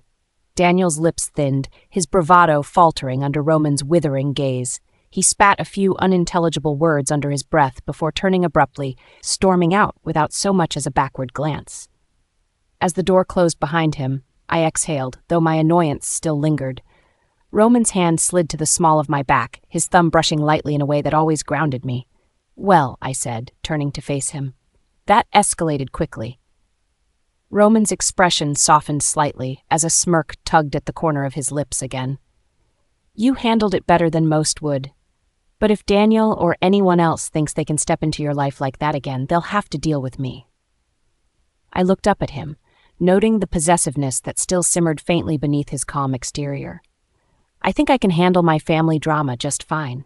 My voice was teased his hand lightly. "Though I'll admit, it's nice to have backup." Roman's smirk widened as he leaned down, his lips grazing my ear. "You'll always have backup, little wolf. Always." I pushed through the glass doors of Scarlett's healing center, the cool evening air hitting me like a slap. My heart raced, not just from the confrontation, but from the oppressive weight of Roman's presence. I knew who he was. The dots clicked together in my mind with horrifying clarity. Roman was the alpha who had broken Alexander's arm. There was no mistaking that power, the suffocating dominance that left no room for challenge. And Scarlett was tied to him in ways I couldn't fully comprehend. "Damn it," I muttered under my breath, fumbling for my car keys. Before I could even reach my car, my phone buzzed. I snatched it from my pocket, grateful for the distraction until I saw her name on the screen. "Olivia." I hesitated for a split second before answering. "What do you want?" I snapped, my frustration bleeding into my tone. "This isn't something you can brush off, Daniel." Her voice was sharp, brimming with anger. "You told me you were going to legitimize us, me, our son, before school started. You said it would happen. Were you lying?" I pinched the bridge of my nose, my patience wearing thin. "I'm not lying, Olivia. Things are complicated right now." "Complicated?" she seethed. "You can't keep stringing us along. Do you have any idea how hard it is to keep our son out of pack politics when he's—" "I'll meet you," I interrupted, my voice low. "We'll talk. Just not now." Before she could argue further, I hung up and shoved the phone back into my pocket. I didn't have the energy for that conversation, not when I wasn't sure if I even had the answers she wanted. But my phone buzzed again. This time, it was Sarah. "Daniel," her voice came through, trembling and edged with panic. "It's Grace. Her condition has taken a turn. The healers say it's worse than what we've been told. The silver, it's spreading faster. They say if Aiden and Hazel don't intervene soon, she won't last 3 months." Her words struck me like a physical blow. "And if we can't reach them?" I asked, already dreading the answer. There was silence on her end before she finally whispered, "It'll kill her." I leaned heavily against my car, the weight of everything pressing down on me. "Then we stick with treatment." "The Daniel," she interrupted, her voice breaking. "The silver also. It's reached her organs. Without intervention, she'll lose her wolf permanently. She won't survive the transition." Her words trailed off into silent sobbing as the line went quiet. I clenched my fists. The pieces were falling apart faster than I could hold them together, and there was nothing I could do to stop it. Before I could dwell further, my phone buzzed for the third time. "Marcus," I muttered, answering without thinking. "Get to the pack house," his voice barked, fury and urgency lacing his tone. Now, I didn't bother questioning him. Whatever awaited me back home might not have answers, but it would at least distract from the turmoil threatening to drown me. Slamming the car door shut, I drove off, leaving Scarlett, Roman, Olivia, and Grace behind for now, though their shadows loomed large in my mind. Chapter 96, Sacred Gifts and Possessive Claims. The tension in the room was suffocating the moment Roman's ice-blue gaze fixed on the moonstone amulet in my hands. "Where did you get that?" His voice was low, steady, but laced with a coldness that sent a chill running through me. I had barely set the amulet on my desk before Roman had crossed the room, towering over me. His sharp features were unreadable, but the faint twitch in his jaw told me everything. Logan, his wolf, was close to the surface. "Roman," I started, my voice wavering despite my effort to sound calm. "It's not what you think." He leaned against my desk, folding his arms, his piercing eyes locked onto the shimmering amulet like it was some kind of threat. "Then tell me, Scarlett, what exactly is it?" I swallowed hard and tapped the edge of the box containing the amulet. "It's a gift from Nathan Blake." His eyebrows rose slightly, but his expression darkened. "Nathan Blake?" I nodded quickly, fearing how deeply the name seemed to irritate him. He said it was a peace offering, something about apologizing for Sophie's behavior at the council gathering. Roman's lips twisted into a humorless smile. "A peace offering," he repeated mockingly, his tone dripping with disdain. "Do you believe that?" "No," I admitted, shaking my head. "I thought it was suspicious too, but you kept it." His words cut through me like a blade, his sharp gaze never leaving mine. "I didn't accept it willingly," I blurted out, panic rising in my chest. I reached for his sleeve and tugged, desperate to get him to listen, to stop glaring at the box like he might tear it apart. "Please, Roman, don't look at me like that." Roman straightened, distancing himself by a few steps. His cold smile disappeared, replaced by something far deadlier, quiet fury. "Do you know what this amulet means?" he asked, his voice soft but laced with a dangerous edge. I hesitated. "I know it's valuable, Roman, but it's just a piece." "Just a peace offering?" He snapped the box shut with a sharp motion, his ice-blue eyes practically glowing now. "This isn't a simple trinket, it's a sacred artifact, Scarlett. No alpha hands over something like this lightly." My heart sank. "I didn't ask for it," I whispered, my voice trembling under his intensity. Roman's presence loomed as he advanced closer. "Then why didn't you refuse it?" My words stuck in my throat. I realized how futile it would sound to explain that Nathan had given it to me so abruptly, I hadn't had a chance to refuse. He picked up the box and tossed it straight into the trash without a second thought. The casualness of the action was contrasted starkly by the barely checked rage in his movements. Roman's gaze snapped back to mine, and something fierce flashed in his eyes. "Do you honestly think Blake's intentions were pure, that he handed you this to apologize?" "No," I almost shouted, my emotions spilling over. "That's why I didn't accept it in the first place. I told you, he left it with me before I could say anything." Roman's expression didn't soften completely, but the hard lines of his frown eased slightly. "Prove it," he said, his voice low, though there was less venom behind it now. "Prove what?" I asked, my frustration bubbling. "That you didn't want this." I froze, trying to find the right words. "Roman?" I reached for him desperately. He held up a hand, stopping me. Then, with a swift movement, he pulled me onto his lap. His hands tightened around my waist possessively, his touch both grounding and commanding. His voice softened, all traces of anger replaced by something gentler. "I never doubted you, Scarlett."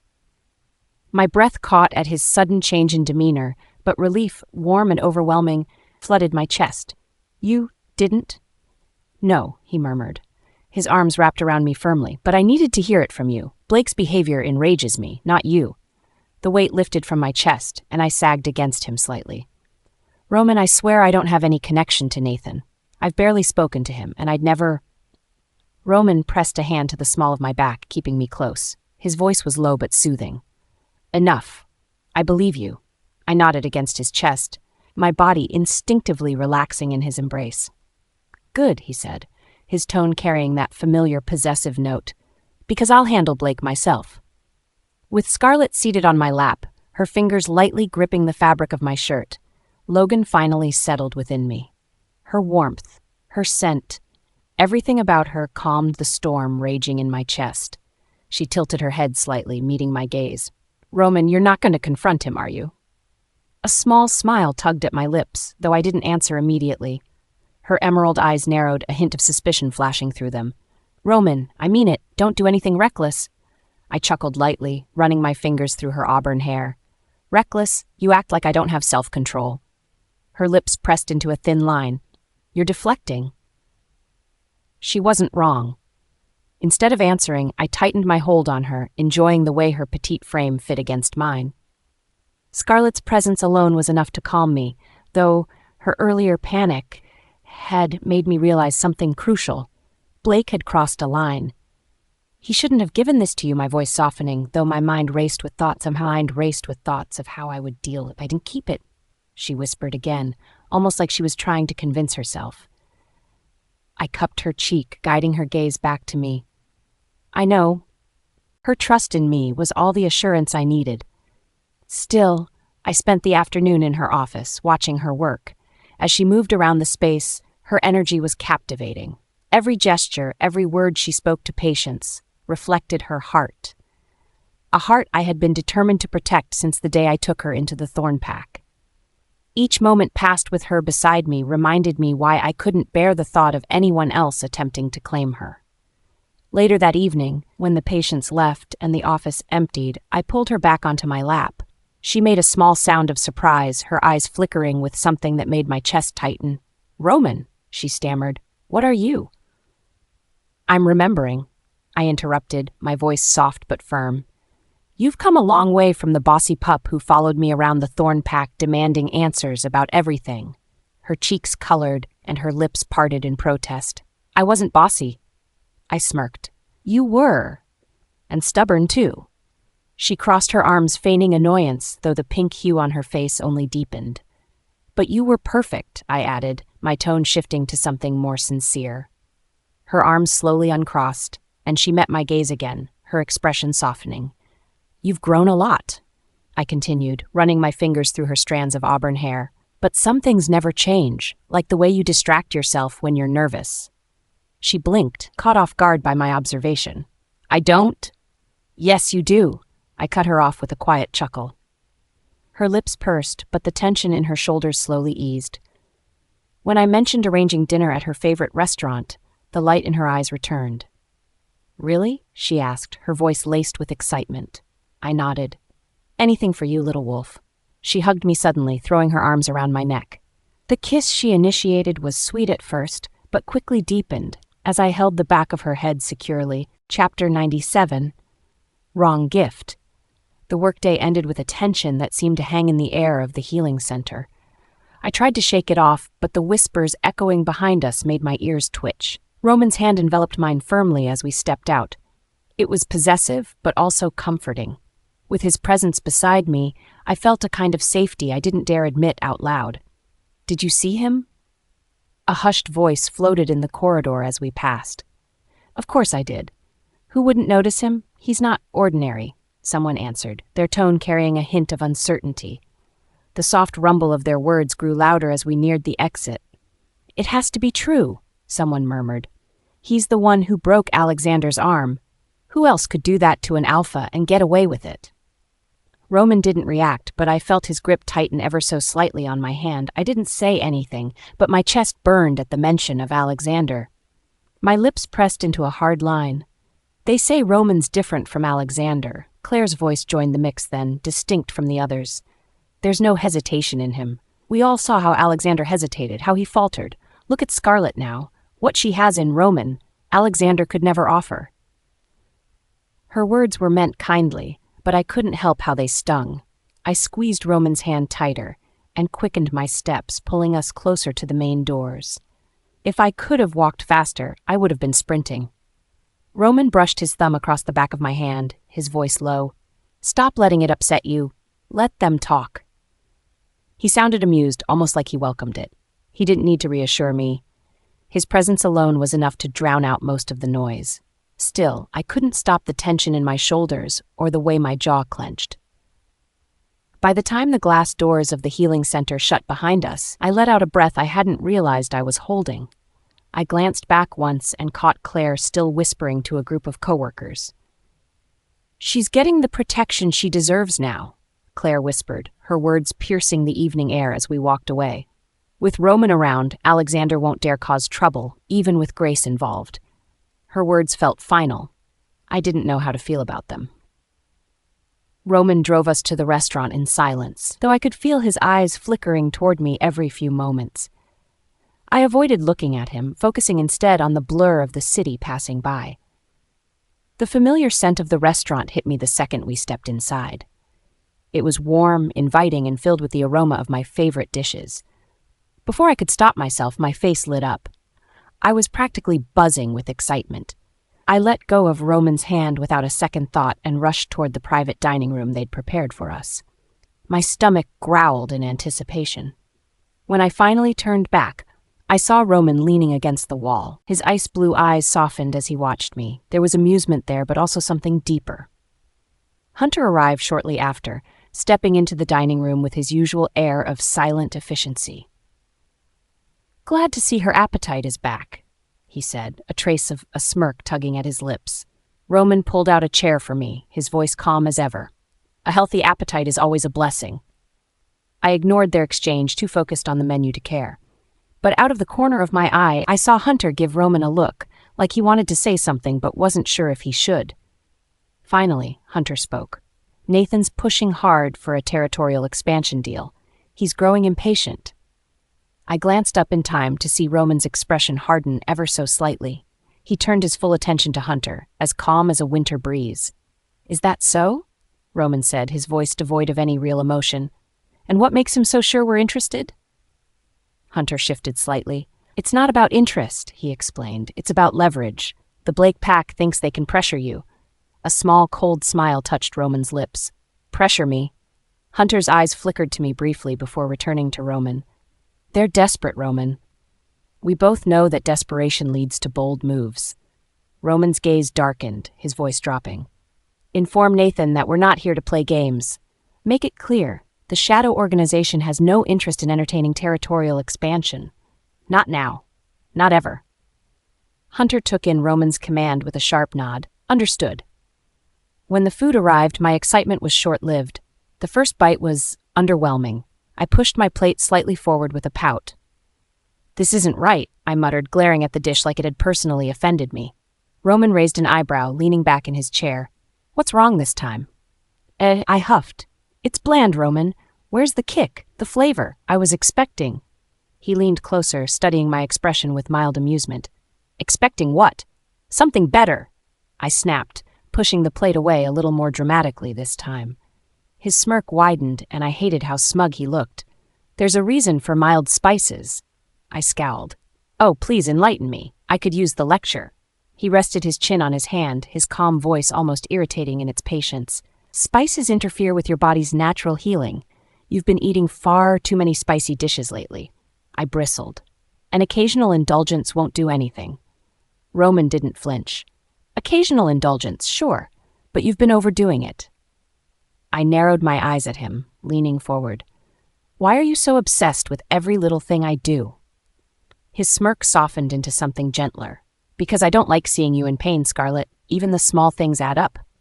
I blinked at his response, thrown off by the sincerity in his tone. Before I could argue further, he reached for my plate and began adding his own touches to it. His movements were careful and precise, as if each ingredient served a purpose. When he placed the plate back in front of me, he raised an eyebrow.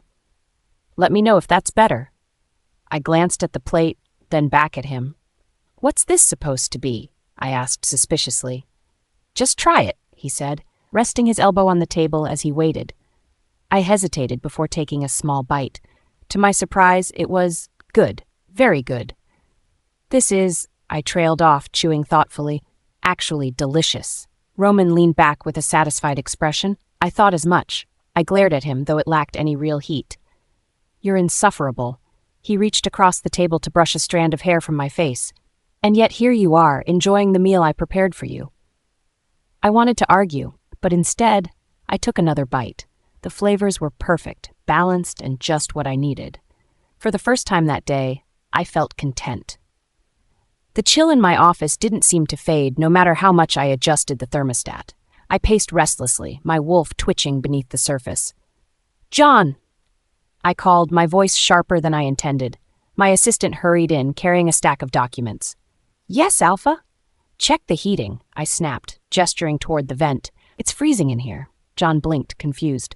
"Freezing? Sir, the temperature feels normal on my end." I growled under my breath, brushing past him to check for myself. Something didn't feel right. My wolf sensed it too, that familiar, uneasy prickle at the back of my neck. It was as if the air itself was taunting me. Reaching for my coat pocket, my heart froze. Where was it? Panic surged through me as I searched my pockets again, my hands moving frantically. The weight I had felt so distinctly, the weight of the amulet, was gone. No. "John," I barked, spinning to face him. "The amulet. Where is it?" John's confusion deepened. "The amulet." "Yes," I snapped, my voice rising. "The one I've been carrying." John adjusted his glasses nervously. "You gave it to Scarlett Winters," he said slowly, "as a peace offering." For a moment I was too stunned to respond. The memory hit me like a blow I hadn't braced for. I had handed Scarlett the amulet, not just any amulet, one of the most sacred artifacts of my bloodline. A growl rumbled low in my chest, my wolf's unease morphing into anger. How could I have been so careless? Chapter 98, Sacred Gifts and Forbidden Desires. I paced the office, feeling the weight of my mistake pressing down on me like a boulder. How had this happened? How had I let something so precious slip through my fingers? The Moonstone Amulet. It wasn't just an heirloom, it was the most sacred artifact of our pack, a symbol of our heritage, of leadership, and of trust. And I, Nathan Blake, Alpha, had given it away without even realizing the depth of my blunder. My hands fisted at my sides as I replayed the moment over and over in my mind. What had I been thinking? Giving it to Scarlett Winters? Of all people? I closed my eyes and took a deep breath. No, it wasn't a small issue, and the consequences of this mistake were now looming like a storm I couldn't outrun. If anyone found out, if Roman found out, then this wouldn't just blow over. This could destroy everything. My reputation, my pack. Because Roman wasn't just some alpha. He was the alpha king of the Eastern Territories, known for his brutal efficiency and unwavering protectiveness over Scarlett. I swallowed hard, trying to push back the rising panic. The stories were everywhere. How Roman had snapped Alexander's arm without hesitation just for daring to touch Scarlett. How fiercely he destroyed anyone who so much as looked at her wrong. And here I was, handing her our sacred amulet. I stopped pacing, gripping the edge of my desk as I tried to steady myself. "Damn it," I muttered, my voice low and shaky. Just then, my phone buzzed angrily on the desk. I snatched it up and saw James's name flashing on the screen. My beta. He wasn't the person I wanted to speak to right now, but ignoring him wasn't an option. "What?" I snapped, my tone sharper than intended. James cleared his throat, clearly taken aback. "Alpha Blake, Hunter Stone just sent official word. The Shadow Organization is pulling out of all negotiations with the Blake Pack. Effective immediately." The words slammed into me like a fist. I gripped the edge of the desk harder, my knuckles whitening. What? "They've withdrawn," James repeated, his voice cautious. No further discussions, no reason given either. My stomach sank, of course. I knew the reason. Roman. It had to be. He must have found out about the amulet, or perhaps Scarlett had mentioned it to him, innocently or otherwise. No matter how it reached him, it didn't matter now. This wasn't just bad. This was catastrophic. "Did Hunter give any details?" I asked through gritted teeth. "No," James replied hesitantly. "But, Alpha, I know you don't want to talk about this, but do you think this has anything to do with Scarlett?" The sound of her name made my chest tighten. Yes, of course, this had everything to do with her. "No," I lied, snapping back too quickly. "Don't assume things unless we have proof." James didn't argue, but I could feel his suspicion hanging there even through the phone. "I'll keep gathering information," he said, "but Alpha..." What? He hesitated. If this is because of Roman, if he saw the amulet, you know what people are saying about him and Scarlett? I didn't answer. I couldn't. I ended the call abruptly, tossing the phone onto the desk as anger and fear warred inside me. Another buzz. This time, the name on the screen made my stomach churn. Richard Stone, of course. The head elder of the Blake Pack, the one who oversaw the sacred moon ceremonies, the one who always had something to say. I answered reluctantly. Alpha Blake, Richard began immediately, his tone sharp and accusing. I trust you're aware the sacred moon ceremony is next week, and I trust you've prepared the necessary items, specifically the moonstone amulet. My throat tightened. Naturally, I said. Everything's under control. Richard sighed heavily. A clear sign he didn't believe me. I've been hearing whispers, Alpha. Dangerous ones. Tell me these rumors about you handing the amulet off to Sophie aren't true. Sophie? I snapped, my anger flaring. What does this have to do with Sophie? Richard hesitated, clearly unsure of his footing now. Well, the pack is talking. They think you might have used the amulet as a peace offering, he said carefully, to mend relations with Sophie, given her behavior recently. Enough, I growled, cutting him off. The amulet is accounted for. That's all you need to know. And then I hung up before he could press further. The truth was, I didn't know how to fix this. Not yet. But one thing was clear. If Roman or Scarlett kept that amulet, my pack's reputation and mine could be ruined. Even worse, if Roman took this as a challenge or courtship offering, it wouldn't just be my reputation at risk. It could cost us alliances, lives. I had only meant to apologize to Scarlett, to smooth things over after Sophie's actions at the council gathering. But now it was a mess far beyond anything I could have imagined. I leaned back, closing my eyes. How could I recover from this? How could anyone? The mansion was quiet, the soft hum of the ocean waves breaking through the silence as I stood on the balcony. Roman wasn't home yet. I glanced at the clock for the third time in 10 minutes, trying to shake the uneasy feeling growing in my chest. He'd told me earlier he'd be at a business dinner, something about negotiations and strategy. But still, something didn't sit right. The sound of the front door opening pulled my attention away. My heartbeat quickened as I descended the stairs, anticipation and worry warring inside me. Roman stood in the entryway, his tall frame silhouetted by the dim light. His ice-blue eyes found mine immediately, and for a moment I couldn't read his expression. There was an edge to it, something raw and unguarded. He didn't speak, just closed the distance between us in a few long strides. Before I could say anything, before I could even form a thought, his hands were on my waist, pulling me close. Roman, and then his mouth was on mine. The kiss was intense, overwhelming, like he was pouring everything he felt, his fears, his frustrations, his possessiveness, into it at once. My heart raced as I clung to his shoulders, struggling to keep up with the yearning in his touch. Roman, wait, I gasped against his lips, trying to find balance. His hands tightened on my hips, his grip firm but not painful. It was as if he was afraid to let go. Don't, he murmured, his voice low and rough. Don't pull away. Not tonight. His words made my chest ache. I could feel the weight behind them, the vulnerability he rarely let surface. But I had to remind him. I had to ground us both, even if it hurt. Brother, I whispered, the word falling from my lips before I could stop it. His body tensed immediately, though his grip didn't loosen. He pulled back just enough to meet my gaze, his ice-blue eyes practically glowing in the dim light. Don't call me that, he said, his tone soft but firm, almost pleading. I swallowed hard, unsure of how to respond. His words hung heavy in the air between us, and I could see the storm brewing behind his eyes, years of suppressed emotions, of boundaries blurred and redefined. His hand lifted to my cheek, cradling it gently as his thumb brushed along my jaw.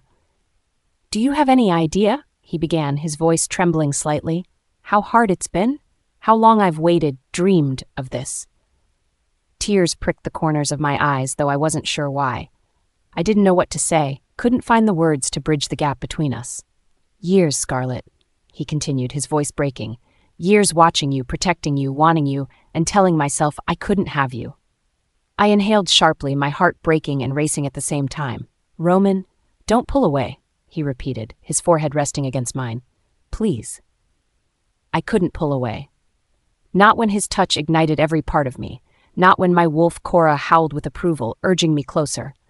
Not when, deep down, I knew I didn't want to. So I closed my eyes and leaned into him, letting the moment swallow us whole. Chapter 99, Silver Nightmares. The darkness of the healing chamber pressed against me like a suffocating blanket. I hadn't slept properly in days, no, weeks. The relentless burning of silver coursing through my veins allowed no escape. Every muscle throbbed, my breath sharp and shallow, as if my lungs were struggling against invisible chains. I curled up on the cot, clutching the thin sheets, cold sweat trickling down my temples. Another wave of searing pain erupted from my chest, spreading like wildfire through my body. I clenched my jaw tightly to keep from screaming. I reached for my pillow, my trembling fingers grazing the fabric. When I pulled it closer, a strand of brittle silver-colored hair fell onto the white. My heart plummeted. "No," I whispered, staring at the strands as if denying their existence would make them vanish. My hand shook as I lifted the scorched hair closer to inspect it. The silver had corrupted it so much it was almost falling apart under my fingers. "Grace?" Sarah's voice was soft as the door creaked open. She stepped in, her expression half shrouded by concern, her eyes wide as they landed on me. "What is it, dear?" Without thinking, I held out the silver strands for her to see. It's spreading." My voice broke, hoarse from exhaustion and fear. "It's not just my blood anymore, Sarah. Look." She hurried over, gently taking the strands from my hands, her brows furrowing. "Grace, it's just hair," she said with forced calm. She smoothed her hand over her Luna robe, looking down at me with a reassuring smile. "This kind of thing," she hesitated, "it can be reversed. Don't let it get into your head." "You don't understand." Frustration bubbled up, my tone sharper, my tears threatening to spill. "What if this is it? What if What if all of Alexander's efforts to save me are for nothing?" Her face softened, but there was something flitting behind her eyes. Worry. No matter how many lies she wanted to tell to soothe me, she was just as uncertain about my fate as I was. "Alexander's doing everything he can," she assured me, though her voice lacked the confidence I desperately needed. The mention of Alexander twisted painfully in my chest. "Then why isn't he here?" I demanded, the words stumbling from my lips without thought. "If he really cared, Sarah, if he really thought I could be saved, wouldn't he?" My voice trailed off. Sarah hesitated. For a split second, her composure faltered. "He's dealing with important matters," she finally said. "Important," I echoed bitterly, trying not to choke on the word. What could possibly be more important than?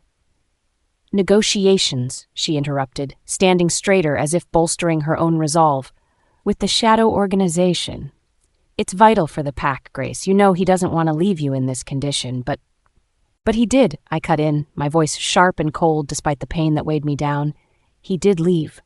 For a moment, Sarah was silent, her lips pressed into a thin line. "Get some sleep," she said finally, avoiding my gaze. "Worrying won't help. Alexander will fix this. We all will." I closed my eyes, barely hearing her retreating footsteps. Sleep did come eventually, but it was not the peaceful reprieve I needed. The sight of Grace tossing and turning in her fragile sleep stirred something deep in my chest, something too heavy to name. I lingered near the door longer than necessary, watching her weak form still trembling even in unconsciousness. This wasn't supposed to happen to her. Grace, beautiful, bright Grace, was supposed to have it all. The charm, the power, the mate that adored her. Not this, certainly not disintegrating under Silver's cruel bite. I swallowed hard, drawing myself up and stepping out into the hallway. The dim light of the corridor matched the shadows occupying my thoughts. I pulled out my phone, the screen glaring against the darkness as I pressed Daniel's contact. The line rang once, twice, voicemail. I clenched my teeth, trying again only to face the same result. "Damn it, Daniel," I muttered under my breath, leaning against the cold stone wall. Where on earth was he? Unbeknownst to me, my hands trembled slightly. It wasn't just Grace's well-being that rested on this fragile balance. Everything. The Pack's stability, my position as Luna, the future I envisioned, it all teetered perilously close to the edge. What if Scarlett was right? What if? No. I refused to entertain that thought. I refused to let her win. Shaking my head forcefully, I dialed again. The meeting room felt heavier than the air outside. My father, Marcus, sat across from me, his sharp eyes scrutinizing me as though I were under interrogation. "Well?" he demanded after what felt like hours of silence. "What excuse have you come up with this time?" I barely kept my expression neutral, though my jaw clenched painfully. "I don't know what you're talking about," I said, sitting straighter. His gaze flicked up, catching the subtle bruises around my face. "Clearly you've run into something or someone with fists. Care to explain?" "It's nothing," I said through gritted teeth. "For nothing. Those bruises are remarkably even," Marcus said coldly, his suspicion only sharpening. "Did I raise you to be so weak, Daniel? To take hits you wouldn't dare return?" I could feel my fists twitch beside me. The memory of Scarlett's punch, not to mention Roman's suffocating presence, burned fresh in my mind. "It's handled," I lied, not meeting his piercing stare. "And irrelevant." He scoffed, wrinkling his nose in disdain before shifting his focus back to the papers spread across his desk. "We don't have time for your personal failures. Do you have any idea what's been happening while your head's been elsewhere?" I frowned slightly, leaning forward. Something in his tone set me on edge. "We're missing resources. Major ones, Daniel.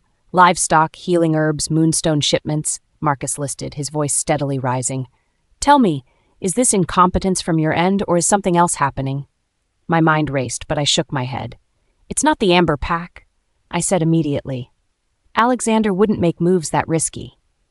Marcus's gaze narrowed. "That doesn't absolve them, Daniel," he said pointedly. "If it's not them officially, perhaps it's someone sympathetic to Scarlett that's taking advantage of her position in the Shadow Organization." Scarlett. Her name was enough to make my mouth go dry. If she was involved, whether intentionally or not, it would explain the chaos slowly unraveling within our infrastructure. At the same time, I couldn't shake the weight of Roman's threatening aura from my mind. This wasn't just about pack politics anymore. The morning sun streamed weakly through the curtains, highlighting the deep bruises Roman left on my neck from last night's intensity. I stared at the mirror, brushing tentative fingers over my lips. What we had done, no matter how I justified it to myself, it still felt dangerous, forbidden. Yet there was no room for regret in my mind. I angled myself carefully in the light, checking the faintest edge of guilt when I noticed how prominent the marks on my neck were. What would Claire say when she noticed? Or Emma? These marks weren't something a scarf would hide. I moved away from the mirror and crossed to my dresser, brushing my fingers lightly over the intricately designed locket Roman had given me days ago. What did it mean for tomorrow? For anything? Before I could spiral any further, a knock sounded on my door. "Scarlett," Roman's voice called from the other side. "Time to wake up." I stared at the door, my heart thudding softly but steadily. Chapter 100, Morning After Desires. I stood frozen at my door, clutching the knob as Roman's voice resonated from the other side. "Breakfast is ready, little wolf. Or should I say it's been reheated multiple times already?" My heart jolted at the teasing warmth in his tone. My mind instantly replayed the events of last night, his closeness, his hands, his lips pressing against mine. Heat climbed to my face as I struggled to convince myself that I could act normal, like nothing significant had shifted between us. I quickly wrapped a scarf around my neck to hide the evidence. His marks, reminders of the intimacy we shouldn't have had. The thought of facing him this morning seemed like an insurmountable task. How was I supposed to act around him now, knowing that our dynamics had changed so dramatically? With a deep breath, I opened the door and descended the staircase. Roman was waiting downstairs, his ice-blue eyes locking onto me the second I appeared. His presence felt more imposing than ever, making me fidget with the edge of my scarf. "Scarlett?" His deep voice carried intrigue as he surveyed me, his penetrating gaze brushing over my thick scarf. His brow arched slightly. "Is it just me, or has the mansion suddenly dropped several degrees?" His words were laced with a teasing inquiry, his lips twitching into a barely restrained smirk. I deliberately avoided his gaze and mumbled, "It's nothing. I just didn't sleep well last night. That's all." I prayed my words would deflect further attention, but his stare felt like it could peel back every layer of my carefully constructed excuse. He stepped closer, his towering frame making me feel smaller than ever. "The temperature's perfectly controlled here." His voice dipped, curious but tinged with amusement. Yet you're dressed like you've strolled into a blizzard. I ushered past him towards the dining room, walking briskly to avoid further questioning. Can we just eat? I'm starving. She thought she was being subtle. Every action, every awkward movement screamed the opposite of nonchalance. From the second Scarlett appeared on the staircase, I knew something was off. But it wasn't just the scarf wrapped tightly around her neck or the way she avoided looking directly at me. No, it was the energy between us, tense, awkward, and charged with the weight of last night's forbidden encounter. It clung to her like an unspoken confession. The thick scarf made me grin inwardly.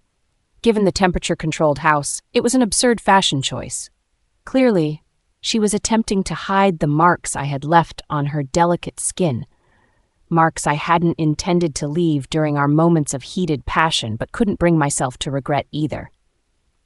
She tried to play it cool, muttering something about poor sleep as she avoided my gaze. Her excuses were a poor cover for the tension I could almost taste in the air. Scarlett, I followed her into the dining area, thoroughly entertained.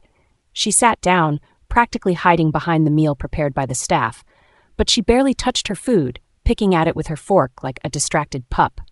I watched, amused, as she poked the same piece of fruit repeatedly. Are you going to eat? I teased, leaning casually against the doorway, or are you planning to battle your breakfast into submission? Her fork stilled midair. I'm eating, she answered hastily, her voice higher-pitched than usual. Her fumbling reaction had me leaning in closer, my lips twitching with amusement. And the scarf? I asked smoothly, gesturing at the fabric wrapped around her neck. Last I checked, you weren't stepping out into snow-covered territory. Scarlett froze, darting a quick look at me before glancing away. Her emerald eyes betrayed the nervous energy she was trying so hard to suppress. Just felt cold, she mumbled as she tucked a strand of her auburn hair behind her ear. The corner of my mouth lifted into an unmistakable smirk. It was endearing, honestly, watching her tiptoe around the obvious while thinking she could play pretend. Her silence begged me to push further. I sauntered forward, my curiosity spiking as I reached for the edge of the scarf wrapped snugly around her throat. Cold? I repeated, my fingers brushing against the material. Let's see then. Scarlett's POV. Panic surged through me as his fingers tugged lightly at the scarf. My hands shot up instinctively, trying to stop him, but instead I fumbled and stumbled forward, right into his chest. My breath hitched as his strong arms steadied me, holding me in a way that sent a wave of heat spiraling through my body. Roman! My voice came out in a hushed squeak, my face heating as I felt the solid warmth of him through his shirt. Relax, he murmured, his voice low and impossibly intimate. His movements were firm but unhurried as he pulled the scarf free, revealing the telltale marks stamped across my neck. He hummed in apparent satisfaction, his icy blue eyes darkening as they scanned his work. Interesting. His finger traced the edge of one particularly bold mark. My entire body stiffened under his touch, and I instinctively swatted his hand away. I could barely breathe as I stammered out a poor excuse. Insect bites. My voice cracked slightly. I must have left the window open last night. You know how persistent bugs can be.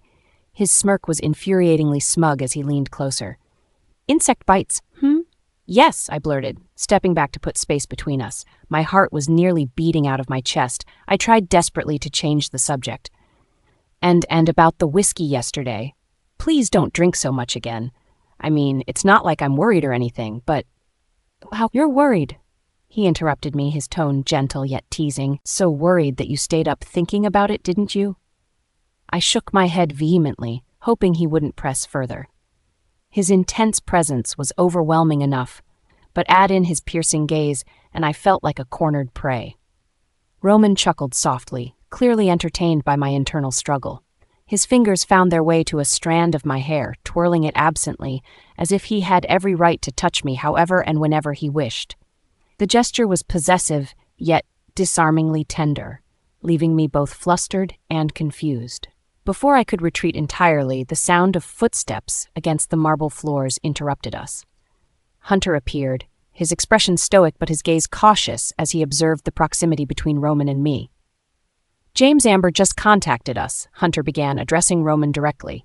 He's demanded a meeting concerning the depletion of territory resources. It seems urgent. Just relief swelled within me as Roman finally released me, his focus shifting to business matters. But even as Hunter explained the details, Roman's gaze drifted back to me, softer now, but no less consuming. "Eat something," he said gently, his voice low but carrying the same commanding tone he always used with me.